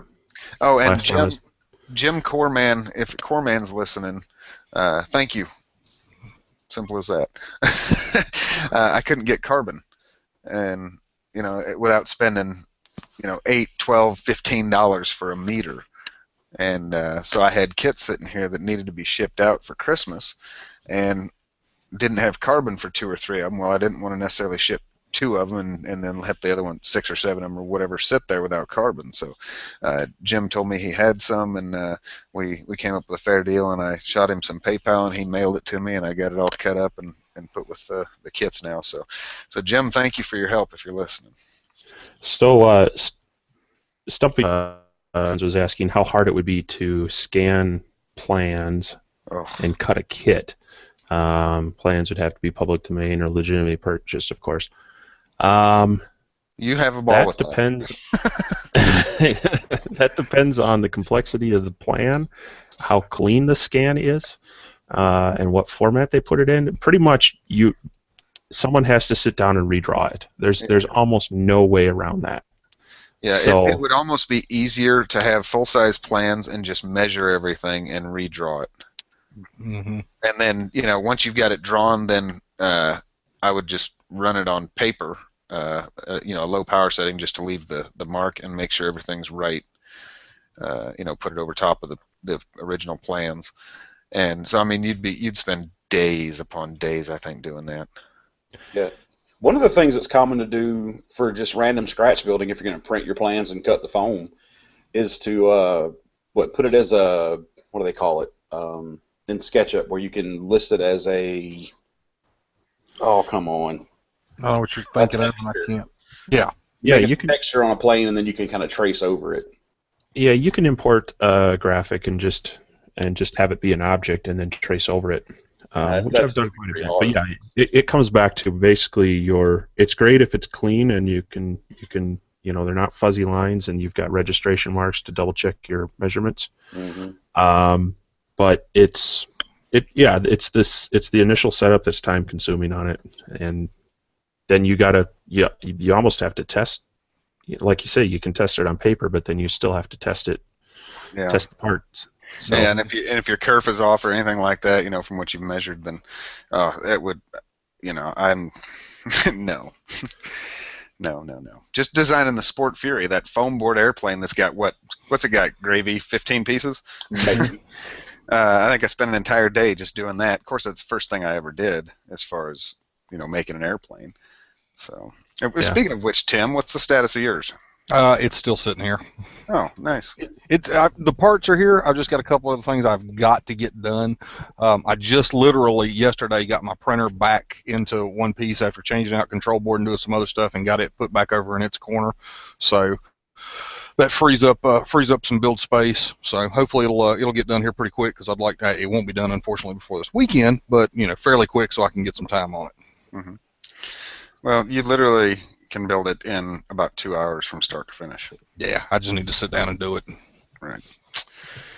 So WebDrag in a PDF would work. It can sometimes help, but I've noticed with some of my machines that even when you convert a PDF to a vector file, it doesn't always do an arc as an arc, but as a bunch of little lines, and then the machine is very confused as to what to do with all those lines, so then you end up redrawing sections of it anyway. So it can help, but it's still a lot of work. But it doesn't mean it's not worth it. It's just, it's not as easy as scanning it in the computer and then telling the laser to spit it out. Right. Yeah, I think doing a kit like what you were saying, that triplane, where you cut the ribs for somebody, that's not a huge undertaking unless you're talking about a very complex, multi-taper wing. Right. But if you're doing 100 of the same thing, draw out one rib, big deal. Draw out 5 or 10, no problem. But when you have to draw out, 60 ribs, no, I wouldn't wouldn't take that on unless I was designing something of my own, or if it was a kit that I was then going to sell. Right. Yeah. If it was something that you could resell over and over, then it's probably going to be more cost effective for someone. Right. So it just becomes quite challenging, I guess you'd say, to come up with stuff. And the most fun I've had lately, I mean, CUDAs are great, and Joel does such a phenomenal job of designing these things, turning my ideas into reality in wood. And you guys that have built them know they just they fall together and they jig themselves up perfect. They're great airplanes. Mm-hmm. And I don't know why and how Joel has the patience to do it. I sit in this chair in front of this computer for about 4 hours, and all of a sudden I notice I'm wiggling, and I can't sit still, and I can't focus, and I just got to get up. I can't sit still this long. And I forget to eat, and I forget to drink, and after about 4 hours I'm sitting here, I'm like, what? Oh yeah, I got to go to the bathroom. That's what's bugging me. It's funny how time just kind of it's weird. But yeah. Go ahead. Oh, I was just going to say once you get really comfortable with the program, and especially if you can design, at least for me, when I could work in SolidWorks or SketchUp where I can actually put the thing together in 3D and look at the parts fit together in the program, things just kind of start clicking, and it gets more fun as you get more experience with that. But if you have a hard time sitting still, yeah. Well, have you met me? Yeah. I'm good for, if I'm doing something that I'm really interested in, like this simple stuff that I'm doing, like making these little boxes for coasters and stuff, something that I'm just like, this is kind of neat, and I really want to do it for whatever purpose. I can handle a couple hours sitting here before all of a sudden, I look at the wall and I'm like, I wonder if I could, and then I'm turning around and there's an engine sitting behind me, and I was like, oh yeah, I got to do this to that, and then I see the table over there. I'm like, I should clean that up, and that's the point in time when I'm like, yeah, it's time for me to do something different, because I can't focus on anything. Yeah. But that's my ADD kicking in, because anybody who knows me knows that I don't sit still for long. So. No. Hey, Lane. Yes, sir. That one CUDA that you framed up doing, to see just exactly how quickly you could do it. You remember off the top of your head how long it took? 4 hours. 4 hours. All right, Hardick, Lane was able to frame one in 4 hours. Now, keep in mind, that wasn't the very first one he ever did. That was the second one I did. Yeah, that was the second one. I told him that it would take him a rainy weekend, and I'm figuring him building with wood glue. Well, yeah, if you build it with wood glue, it'll take longer. My first one took, 2 days? Yeah. But I mean, in a rainy weekend, I'm talking about you've built the plane, everything is there, mounted, you're ready to pull it out, and you probably could build and cover in a rainy weekend and have a plane ready to maiden on Monday if you started on a Saturday morning. Absolutely. And even if you've never built one before, it doesn't go together hard at all. So. No. In fact, I'd used on one of them just medium CA, nothing else. Yeah. And it was still stiff as a board. The thing was plenty strong, so there's no issue with that. I mean, wood glue, CA, no matter what you use, and the glue is typically stronger than the wood you're gluing. So, right. And you figure that out when you try to sand it. Yeah, that's the only bad thing about building with CA. Right. So when you do CA, you have to be real careful when you're doing sheeting and things like that you don't get glue on the outside. But building the entire airplane with medium CA, you can have the entire thing done if it's your first kit even ever. One afternoon, you start late morning and you'll be done that evening with framing it. If you've never covered before, that might take you a little time, just depending on how many times you screw it up and how good you are at picking up that task, because it's it takes a little practice to get fairly good at it. Yeah. But like you said, somebody who's a kit builder who's built a dozen kits or so, they'll throw this thing together in a day, cover it in a couple hours, and stuff it, and they'll be flying it on day 2. Yeah, I think I had total about 9 hours in mine. That was from pouring it out of the box to turning the iron off after I'd finished covering it. So yeah, and I worked slow with interruptions. So right, my first. Go ahead. That was Carl's first balsa kit at CEF, right? Yeah. He built that in a couple days while being absorbent. Yes. Well, he had the handicap of being absorbent, but he also had a crutch of having Joel there, True. to help him too. So you got I don't know where the balance tips there, but Well, Carl's really absorbent. Joel to work. Lane put Joel to work fixing that glider he bought. Yeah, well, we had a good time with that, and the worst thing about that is the thing was in my trailer, and I pulled the trailer back from, might have been Michigan, I don't remember. Anyway, and that airplane just looked so good. It was just tied down to a shelf. I got back, and the nose had ripped off. So the whole thing that we rebuilt has to be rebuilt. But the good thing is now it doesn't have to be done with a knife on a plastic table out at the field. I can measure it all up and draw it up on this machine here. In fact, I can rebuild the entire crooked fuselage and make it straight if I wanted to. So what you're saying is you're going to pull it back out at CEF 2016 and say, hey, let's fix this? Yeah, Exactly. It's going to be, hey, I got these new fuselage sides. Let's build this kit real quick. I hadn't thought of that. That actually wouldn't be a bad idea, is to rebuild that fuselage. I bet I could lighten it up significantly. Oh, yeah. I mean, you've got the magic burning machine. Yeah. Steve, have you caught anything on fire yet? maybe. Yeah. What did you burn up? Can I ask? I've had nothing's caught on fire and get the fire extinguisher out. It's just I've had some when I was working with some quarter-inch balsa, I had some scrap stuff that was actually labeled junk, and I now know and remember why. It had very varying thicknesses and qualities to it. Right. So that when you don't get your speed and your air right, that'll burn up if it's too soft. What was the other thing? There was something else that flared up on me.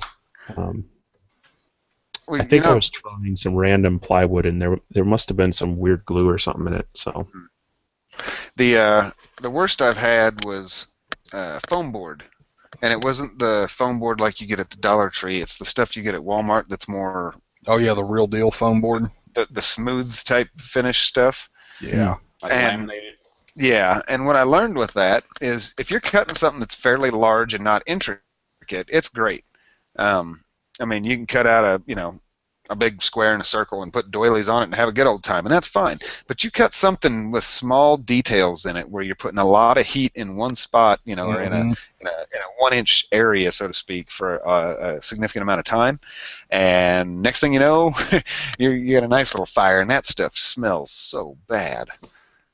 It's horrible. I've got a composite honeycomb for my vacuum bed, and I actually, when I had one of the things catch on fire, it burned a little, I don't know, a low spot, I guess you'd say, into the composite, which surprised me because the laser doesn't even cut it. Yeah. So, but yeah, and do you keep a squirt bottle of water right there beside your machine? I've got a variety of things there. I was gonna say I haven't haven't spent the money on a CO2 extinguisher, but yeah. Well, I have an I've got some spray extinguisher. bottles. Yeah, I've got an extinguisher in my truck right on the other side of the wall here. My little race car has the extinguisher in it. And then my garden hose is about 15 feet away, and I've got my squirt bottle right here. So. Yeah. Now, what kind of extinguisher you got in your truck? It's the typical ABC powder. Oh, okay. Yeah, that'll make a mess. It'd make a hell of a mess. Huge mess. But I don't leave the machine unattended ever. Right. When it's running. I take that back. After it does its cuts on plywood, or if it's doing the engraving portion of it, where I'm not cutting all the way through, I'll leave it for a minute or two and run inside and grab a cup of coffee or whatever. That doesn't bother me. But anytime it's doing a cut line where it's cutting through the material, I won't leave it. Yeah. Because that's when you get the problems. 1/8 inch, 16th inch balsa, those two give me fits on occasion. Yeah, 1/8 inch fought you for a long time. Yeah, well, that was running that. Yeah, it was the 4-inch focal length. What do you know what the focal length is on your machine, Steve? It's about that much. It's about that much. Oh, okay. This one it's shorter. It's about 2 1/4, I want to say, in inches. So probably the 63. Yeah. 63.5 millimeter. Yeah, sounds about right. Okay, because that's what this has now. And with the 4-inch, I mean, I could cut through your arm, no problem, because that beam doesn't get wide as fast, and it doesn't focus it down to a small spot like that. But now with this, let's see, this actually measures at 1.79, 1.8, right around there, is what I've got now. So you've probably got a little bit more than that, I guess. And Christy's okay with that? Yeah. Hey, she's lived with it for 20-some years, dude. That's the best she's gonna get. Hey, he said he has the 4-inch option. Yeah, it's optional. What is that, bolt on, or I mean, how does that work? It's a slide on. It's magnetic. Hey, Lane, Hardick brought Yeah. up a really good point. Unless it's just one of the last resort thing, you don't want to use a powder Yeah, I know. extinguisher. I know. But and this is something that would be real easy for you, just because of your many and varied hobbies. I mean, I know there's argon sitting around in a tank somewhere in your shop, but for people who may not have the other hobbies like you have, something you can do if you ever think about getting into laser, a CO2 tank. Like the HVAC guys, Carl will be able to chime in on this at some point. Of course, he's not going to hear this part, but HVAC guys a lot of times will use CO2 in a small 5-pound canister with a regular hose and a blow nozzle on it to blow out drain lines. Those you can get really cheap, and that you can get them charged cheap, and something like that to keep around works perfect. I actually keep one on the work truck. I've got a 25-pound tank here in the shop, because obviously it's CO2. It takes displaces the oxygen. Not that I do any. I've had a problem with the laser in the shop, but there may have been a couple of incidences with a cutting torch that probably shouldn't be used inside the house. But CO2 works real well for that sort of thing if you run into that issue. So, and it doesn't Right. make a mess. I got a tank of nitrous oxide sitting here. I use that to put out fires. Works great. Yeah, I highly I've recommend heard it. pure oxygen works really well. Yeah. I bring that from What I work. said earlier, never do anything Lane says to do. Yeah, I've got some argon sitting here actually behind me. So, and I could do that too, but I find that spraying pure alcohol or nitrous on it works really good. it burns faster that way. It just burns it up, and you're done with it. Exactly. Then you don't have to worry about it. Yeah, there you go. No, I haven't had any with the amount of suction that I've got on this vacuum table. Yeah, I know. That's I have sound. drank entirely too much and am entirely too closely related to cat head for you to be talking like that right now. Okay, with Some the people amount of say you are cathead.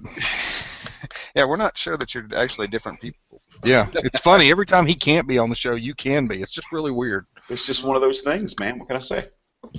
Like Michael and Janet Jackson. With the amount of vacuum that I have, how's that? Yeah, on this table, and I use like craft paper to cover up the parts that I'm not cutting on at that point. I've got these strips that I've cut, and actually I cut the craft paper with the laser, which was kind of cool, so that I could have different shapes for putting different pieces of material in there. And so if something does catch on fire, it gets sucked right out through the vent and blown onto my 57, which is on the back side of the workshop. That's patina, for those of you that don't know.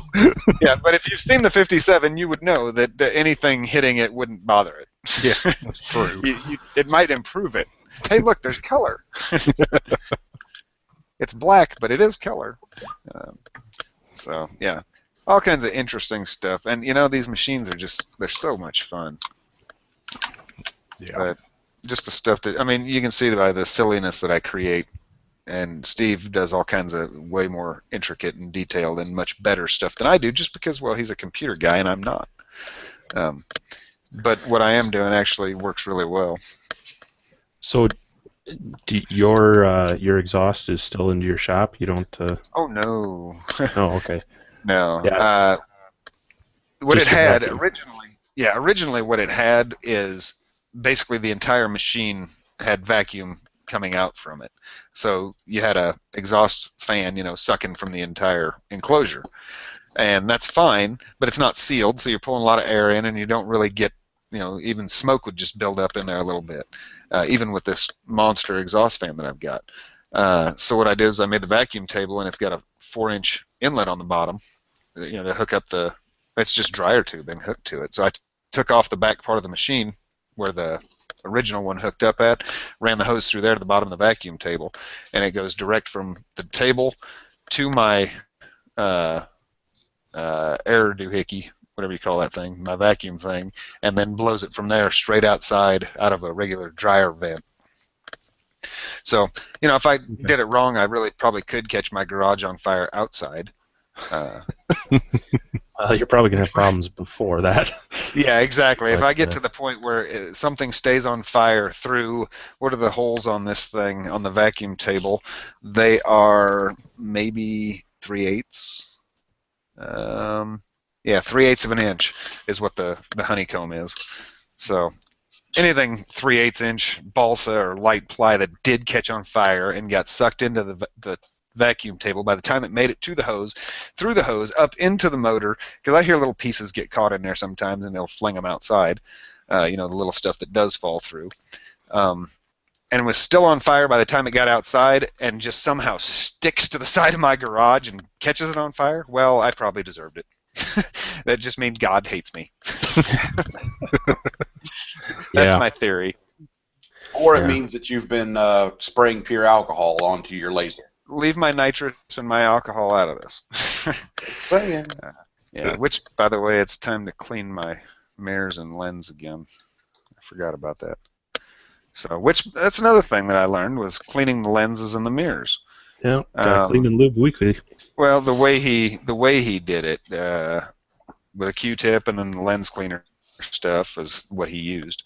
The guy who actually came and helped me do this thing, and it worked quite well. But using a circular pattern, he's like, look, somebody cleaned this one wrong when he replaced one of them, and you could see the scratch marks real fine, but you could see them. So, if anybody wants mildly scratched gold mirrors, hey, let me know. They're about an inch in diameter. I got you back. You might want to hold on to those. You never know when you have an emergency. Yeah. Pop one in. So. Exactly. And I've got extra stuff. I've got extra lenses, and I've got extra mirrors, and I've got gizmos and doohickeys. And the one thing I'd like to have on this machine would be the self-aligning focus thing. Oh, yeah. I don't know if you've looked at those. They're pretty neat, and it's about $150 or $200 to add it, where you just hit the button and it comes up, pushes the sensor, and then comes right back down to where it's supposed to be. I'd have to switch out my table. It's just got a regular motor. It doesn't have a stepper motor, but okay. But it wouldn't be that difficult to do. But I don't know that it's worth it. Yeah, the only time it would be worth it is when I forget to refocus after changing material. I've done that a couple times. I'm like, why is it making such a mess? And then I realize, Oh, it's because I'm stupid. Yeah, pretty much. Yeah. Not me. I'm never stupid.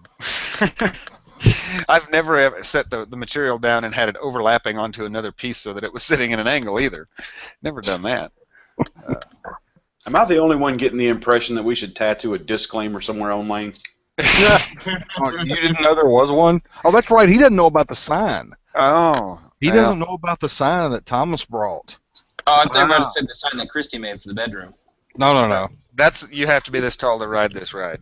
Yeah. Lane's been sleeping on the couch since. Yeah. Lane's not tall enough. Yeah, the sign, I need to make a new sign for this year. I think I've got an interesting idea, and I'm going to test it with a Team Cobra setup. We'll see how that works out. Cool. But I get these ideas in my head, and then I have to build stuff. And, since I can't work with metal right now because of my itty-bitty shop, it's not even a shop. It's barely a room. Bedrooms are bigger than my garage, okay? Most bedrooms. So I'm kind of miserable until I get my shop. So, since can't work with metal, I might as well play with wood. Go for it, Gravy. Don't let that one buy you. There's just, you make it too easy, it's not. Gravy always goes for the wood. Yes, he does. Webb actually asked a pretty good question, and for somebody that's never been around one, it's pretty valid. How do you refocus a laser? Y'all can jump in because it's been a while, but there is the CO2 lasers aren't visible, obviously, but you do have a sighting laser that's actually a visible red dot, and other than measuring, the focal length of your lens, the depth of the material you're going to cut, and you can calculate it, but you can also use the dot because that red dot will change in size too as you change the focal length, and that can help you pinpoint getting it right. That's the fast and dirty way. Steve can explain his machine, but the way mine is there's two laser beams, one on the front of the cutting head and one on the back, and those lasers then are focused to the material, so they're sitting at about a 40-degree angle, and they're focused to the material, and when they become one dot, the laser's focused. That is, if you have them adjusted properly. Right. So when you lift it, or when you lower the table away from the laser, those dots get farther apart. If you bring it up too high, they cross and get farther apart again. And then one of the first things that I cut with this machine was a focus tool, just a piece of 1/8-inch plywood, and I wrote down the focal length on it. It's sitting right here in front of me, and I can take that and stick it underneath the head, and when it fits like a feeler gauge, then I know I'm right. So I can check my laser alignment by checking with these. Now, here's the next part of that is, well, how do you know that you've got the dots set in the right place and you've got the right focal length tool made, or whatever you're using to measure it? Well, you take a piece of material, and for me, I just used plywood because I had it sitting here, and you put it at, I just put it at about a 1-inch angle. So a 6-inch long piece of plywood sitting in the machine, left to right, with one end raised up 1 inch. And I run a line all the way across that wood, starting in the center. Wherever that line is the thinnest is where my focus is at. So you can imagine as you go away from center, it gets wider because the lens or the laser's too far away, and as it goes the other way, it gets wider because it's too close. So that dead center spot is where your thinnest line will be, and that's where you set your focus point at. Does that make sense? Mm-hmm. So it's just like a flashlight. Hold a flashlight 15 feet from a wall, and as you get closer to the wall, the dot gets smaller. Yep. Until you get to a certain point wherever that flashlight is focused at, which is usually around 25 feet. And then it'll start getting wider again. Just weird stuff. Now, how does yours work, Steve? Same thing, 2 red laser alignments? Mine only has one, but it's a similar theory. I mean, you're basically just setting the distance of the material from the lens, and yeah, mine, you'll see the dot move in a line with the laser tube itself, and you'll know you're close. But I also have a tool that's set to the distance between the bottom of the nozzle and the material, which would focus it on the top of the material. But then you also have to know your material. Are you wanting it to focus on the top because you're engraving, or in the middle because you're cutting, or right? There's some variables to it, but basically you're focusing, you're finding the focal point of the laser with the material, as opposed to actually changing the focus. You're not changing the focus length of the laser like you would on a camera. You're bringing the material to the focus point of the laser beam. Right. And on mine, I'm sure it's the same, just by moving the table up and down towards the head of the laser. And I mean, if there was a way I could take a picture of it and give it to somebody if they wanted to put it online so you could actually see what it looks like. It's dusty right now, but other than that. So, but maybe I could give that to, I don't know, you could stick it on the listener page, I suppose.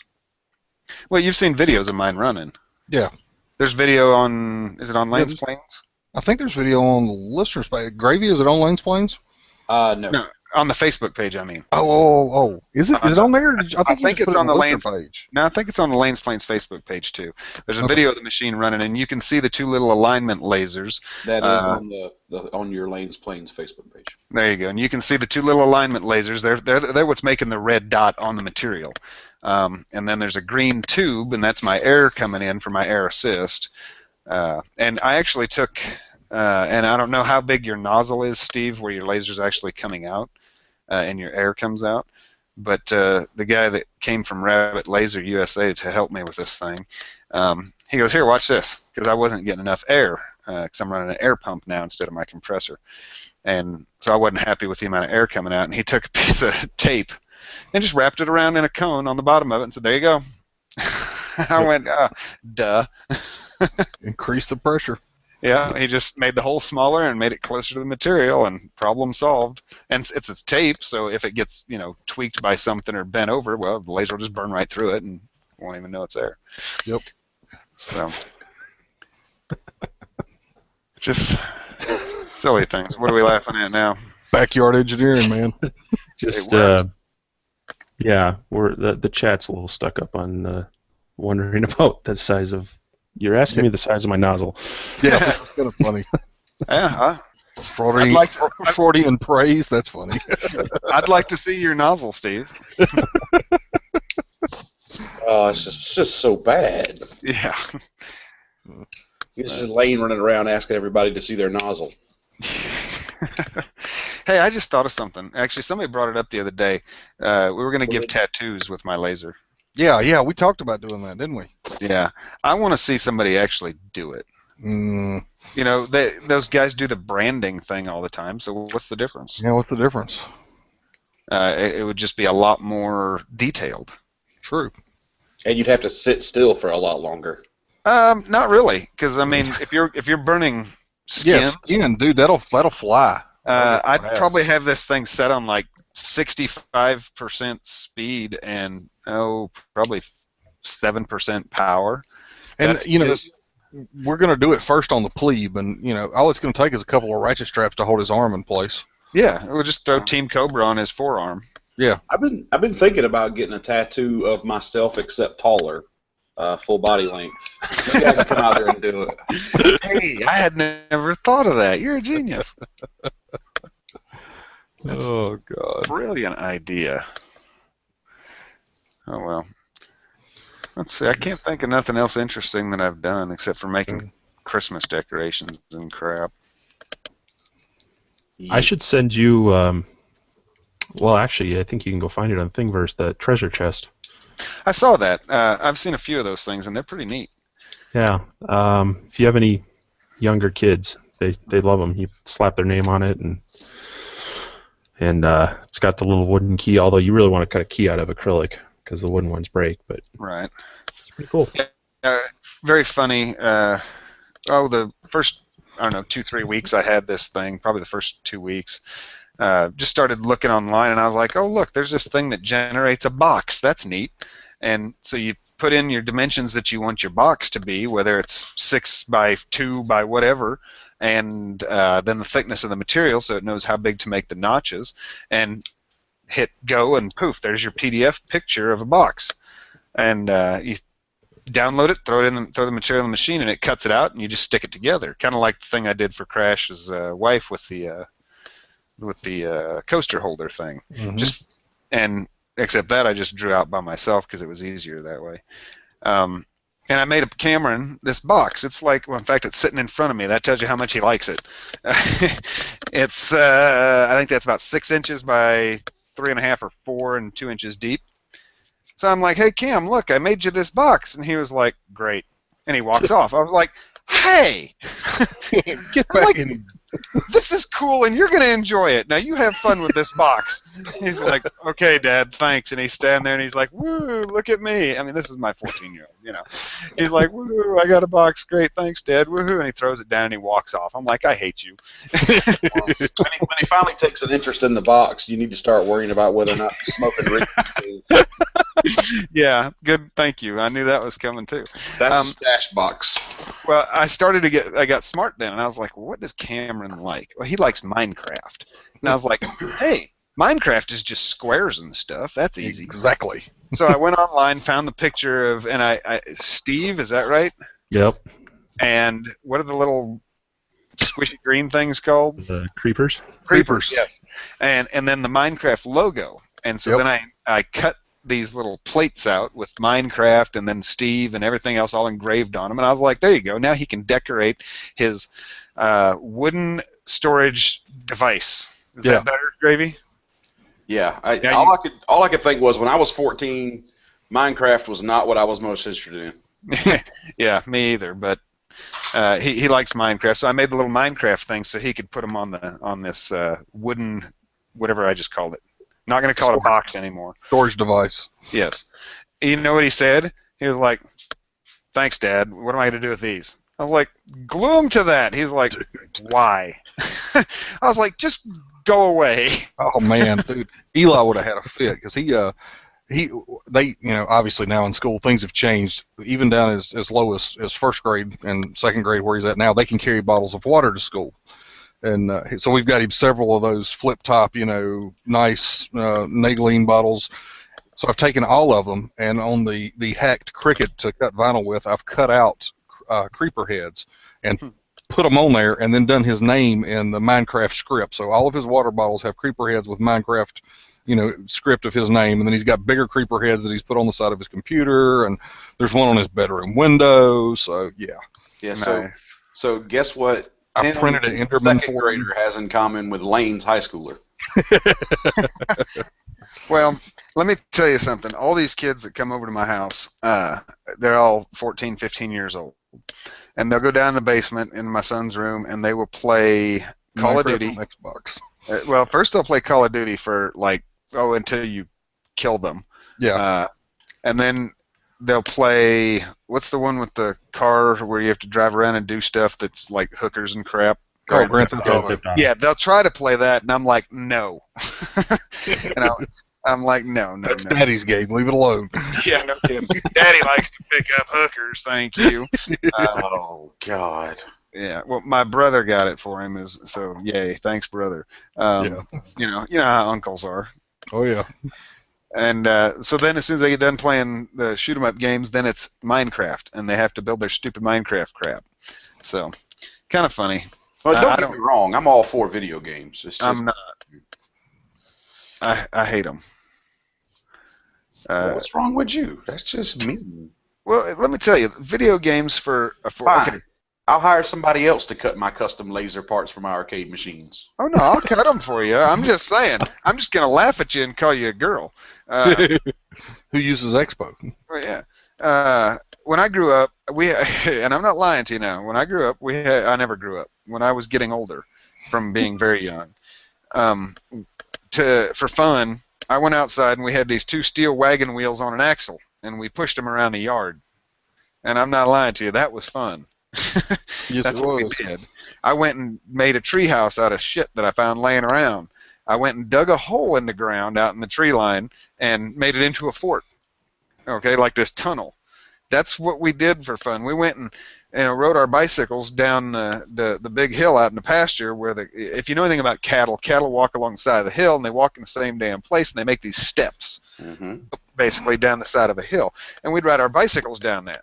Now, that's dangerous, and then you die, and that's not good. And we'd go jump in the river and swim, and these are the things we did for fun. And there was nothing inside. Well, I did all those inside. things, but I mean, I don't know. Inside is where Mom said, "Hey, go clean your room." So we didn't want to be there.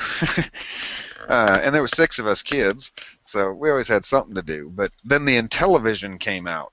We didn't get an Atari. We had an Intellivision. And we'd play Intellivision, for an hour or 2 here and there, and it was kind of fun. But none of us really got big time into video games. And now this generation, like my son, and you have to tell him, shut the stupid thing off, put down the cell phone, get away from the iPad, don't look at a television, get your ass outside and do something. Go play. Yes. It's funny that goes Lane outside. complains about how he doesn't know how to use a computer very well and then brushes his son off of all of them. Oh, no, I let him, dude, believe me, he gets very, very, very much time using, all his stuff and even playing games. I let him, he's a kid. Have fun, dude. But if Dad says go cut the grass, it better be, yes, sir, I'm on the way. Because if it's not, guess what? That computer game is not real life, son. It's your little imaginary world that doesn't really matter to life. So, yeah. And that's just my way of thinking. So I'm a get outside, go run 3 miles, or and he'll go hang out with his friends. I'm like, where you going? I'm going over to Zach's house. What are you gonna do? You're gonna play games. Yeah. All right. Whatever. Yeah. I caught him in the park, him and his buddy, playing video games. I was like, "Are you kidding me?" But we went to the park. Yeah, that could have gone a lot of different ways, but that's why I did it that way. Yeah, there they are in the park, sitting there playing damn video games, not even talking to each other. I was like, "What the fuck is wrong with you two? Go do something." Yeah, that has definitely changed quite a bit really fast. Yeah. Yep. And society shows that that's the kind of thing. People aren't active. People aren't out doing things, and sports. Kids, they do still care. There's some that do, but my son, we had to tell him, you're going to play basketball. You're going to wrestle. You're going to, that's just all there is to it. And he didn't want to. He fought us. Well, now he found out, oh, I'm good at this stuff. And so now he's figuring out that sports are kind of cool. Plus the girls look at him, so he's happy. Yeah. Well, football's dangerous now, so nobody can play that. Well, right. Even the NFL guys that get paid millions of dollars, that's dangerous for them now. Right, and I never understood that crap. I don't either. Politically correct. Well, doesn't it sound like a bad idea to go bang your head off somebody else's over and over again? You have to know what's going to happen. What? Well, and it's like with drag racing, NHRA, they don't race a quarter mile anymore. Mm-hmm. They race 1,000 feet now, so that the existing drag strips have more room to slow down. Right. What did you think was going to happen when you bolted yourself into a car? I mean, the thing weighs less than your average toddler and goes from 0 to 100 before the back tires make it to where the front tires start. Yep. Yeah, they're 330 miles an hour now and 1,000 feet. I mean, but what did you think was going to? It can go wrong. Nothing, absolutely nothing can go wrong. I mean, you can say that about anything, though, dude. I jump in a helicopter every day for work. Now, did you watch that video somebody put on my timeline? Yes. Yeah, that explains a lot right there. Mm-hmm. He actually did a very, very basic, good explanation of how a helicopter functions. So, but yeah, drag cars, they're awesome. That's for sure. Yeah, we have a drag strip in a neighboring county, but all it did was encourage people to make illegal dragsters for the road. Well, that doesn't make any sense. Well, they wouldn't let them race head to head. They wanted everything bracket. Right. Yeah. And then so people just went, well, screw that. We'll go out on the this empty backwoods country road and we'll race. Yeah. Well, we did that when we were kids. Oh yeah. I mean, everybody does it, and that's one of the things that I've always tried to tell my kids is because I want them to have fast cars. I want them to be gearheads, and I want them to, know how to tear down an engine and a transmission. Well, except for Leslie, because she can't drive a small engine, so. Yeah. But Leslie broke her foot or her hand. Oh, I don't remember, jeez. when she was working on an engine. I told her one day, I was like, come here, you got to learn this crap. And she was, I don't know, 14, 15 years old. And there she is out in the shop with me in shorts and a little tank top kind of thing in Alabama. So I guess she was probably 16. Getting greasy from head to toe. And we pull the heads off of this old engine that I got. Pulled them. Phrasing. What? He's been drinking. You're just not allowed to talk about getting your 16-year-old greasy in Alabama. I'm just saying. Yeah. Anyway. So she helped me pull the heads off of this engine, and I said, okay, and I had them sitting on the floor. I said, just flip that over. You need to clean that so that we can do this and this and this. Well, as she flipped it over, they're heavy. They weigh about, 80 pounds each, and the thing flipped over onto her and messed her up. So, it is what it is. She learned a lesson. Heavy shit hurts. There you go. So you'd think that she'd have known that before. But no, we just have fun here. We're always trying to do something. I always try to get my kids involved with what I'm doing, but it's hard, man. I'm impressed, Tim, by you because Eli, you've always got him out there doing, stuff, and I watch it and I'm like, look at that, man. That's pretty cool to see. He's got his boy out there helping him and doing stuff and working on it with him, and it's a big thing. Yeah, it is. It is. I got lucky. I was afraid there for a while that he wasn't going to be interested, and then I was like, you know what? I'm just going to back off. If he's interested, he'll come to me, and it worked. So, Yeah. right now, I mean, here it is, midnight, and he's been asleep since 8. I guarantee you, if I turn on the power supply for the 3D printer and start heating up the print head, once the ABS starts warming up and you get that ABS odor, I'll hear little feet pop, pop, pop, pop, pop, pop, pop, pop. What are you making? Nice. Can I watch?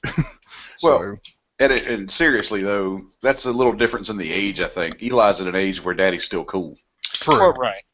And Cameron at age 14 now. Dad is. I'm cool when his friends aren't around. Right. Yeah. and I'm fine with that, and I understand it. I mean, I get it. That's fine. You were 14 yesterday, so it's okay. I looked 14 yesterday. Behaved so, well. I make it a point to torture the boy though, and when his friends are around, I'll be like, "Love you, Cameron." He's like, "Bye, Dad." I'm like, I see how it is. So we mess with him quite a bit. But no, like I said, it's pretty cool to see Eli out there doing stuff with you. Cameron, if I wanted to sit down and play games, he'll play games. He begs me to play games with him, so I make it a point to play, a game now and then. Mm-hmm. But the trade-off is, okay, now you got to, come out here and be able to point out to me what an intake and an alternator and a water pump and and where the heads are and what's a piston do. That's the deal right there. So. I kind of wish I had more of that opportunity as a child, to be honest with you. I've had to do some work on my car recently with my dad, and he's very much into car maintenance. That's what he does for a living, is train mechanics for the most part. And so, as an adult, I get to learn that now. So it's neat that you at least have that, your kids pay some attention. Right, and it's funny because my two older ones, my 21-year-old and my 20-year-old, they'll come over to the house, and I'll be working on something, and I'll be like, "Hey, Leslie," point at something, "What's this?" She's like, "Carburetor." I'm like, "It's an exhaust manifold." She's Thank like, God "Yeah." you look good. Yeah, exactly. It's a good thing you're pretty. We tell her that a lot. It's kind of fun. That's terrible. It is, but she says it. She knows she's a little bit dingy. Ain't nothing wrong with that. No, she's a good kid. She works at Dillard's now. She was working at a daycare, doing really well and enjoying it, and she got a job at Dillard's part-time when they asked her to go full-time, which they don't usually do out here. And she said no. So they said, "We'll give you more money." And she said no. And they said, "We're going to give you more money." And she said, "Okay." So she started working there full-time after only being there for like a month and a half. And there's this thing where, your sales, it's like a points kind of thing or whatever. I don't know how they do it. And 4 apparently is like the standard. You're supposed to get 4 whatever, a month, and it's kind of your equals for your sales and stuff like that. And if you get 8, you're like, holy crap, that's awesome. Nobody gets that all the time.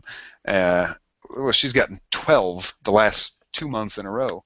Wow. So, yeah, so she's very, very good at convincing people to buy things, from Dillard's. And so they came to her the other day, just out of the blue, and they said, "Hey, we're going to give you another $1 raise. We put it in, and it was approved, and so now you're getting another $1 an hour." And she was like, "Wow." That's cool. Sales is one of those within- things that's going by the wayside as time goes because people are forgetting how to talk to one another. True. Right.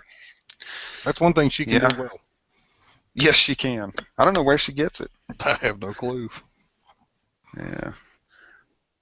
But, well, Guys, I hate to, but it's midnight. Yep. And I got to be in at 5 in the morning. pansy. Yeah, I know. Silly people with your jobs. Yeah, I'm off tomorrow, thank God. Yeah, well, you deserve it after everything you've been through this week already. Oh, jeez. Well, Cameron's got he's got conference on Friday, so we're going to go to conference wrestling meet on Friday. So that'll be cool. I am going to a farm auction tomorrow to try to buy some land, so we'll see how that goes. Let us know. Yeah, I can tell you what'll happen. Well, yeah, prices Lane going up. Yeah, Lane doesn't have $1.3 million, so the chances of me buying it are probably pretty slim. That they were asking 1.2 for it, and I probably could have bought the whole place for $1 million, but it's just hard to come up with a $400,000 down payment on a farm. Right. Well, not that Lane would think it's cool, but I've got an arcade auction to go to tomorrow. That's actually kind of cool if you're talking about like real arcade games. Yeah. Yeah, I like that. That's neat. I used to beg for a quarter when I was a kid to play arcade games. Yeah, I was that kid, and now I've got them in the living room. They don't get played as much as you'd think. Well, those are neat though. That's the old. It's like having a jukebox. It'd just be cool. It's like having an 8-track in your 69 Charger. You know, hey, I love my 8-track. Mm-hmm. So, anyway, all right, Tim, go to bed. Yep. Guys, enjoyed it. Thanks for showing up. Steve, appreciate it. Yeah, no problem. So we'll have to do it again. Sounds good. Oh, sure. So Gravy doesn't make that into something. They said they wanted to do it again, and you just leave that alone. You're fine with that. Yeah, poor Gravy. He's just not going to say anything. Well, we know with Tim adjusting my audio levels. It's better than mute because you can't fix it. I love the control room. But all right, well, guys, I really appreciate it. Yep. Later days. Take care. Yep. Yep. Bye.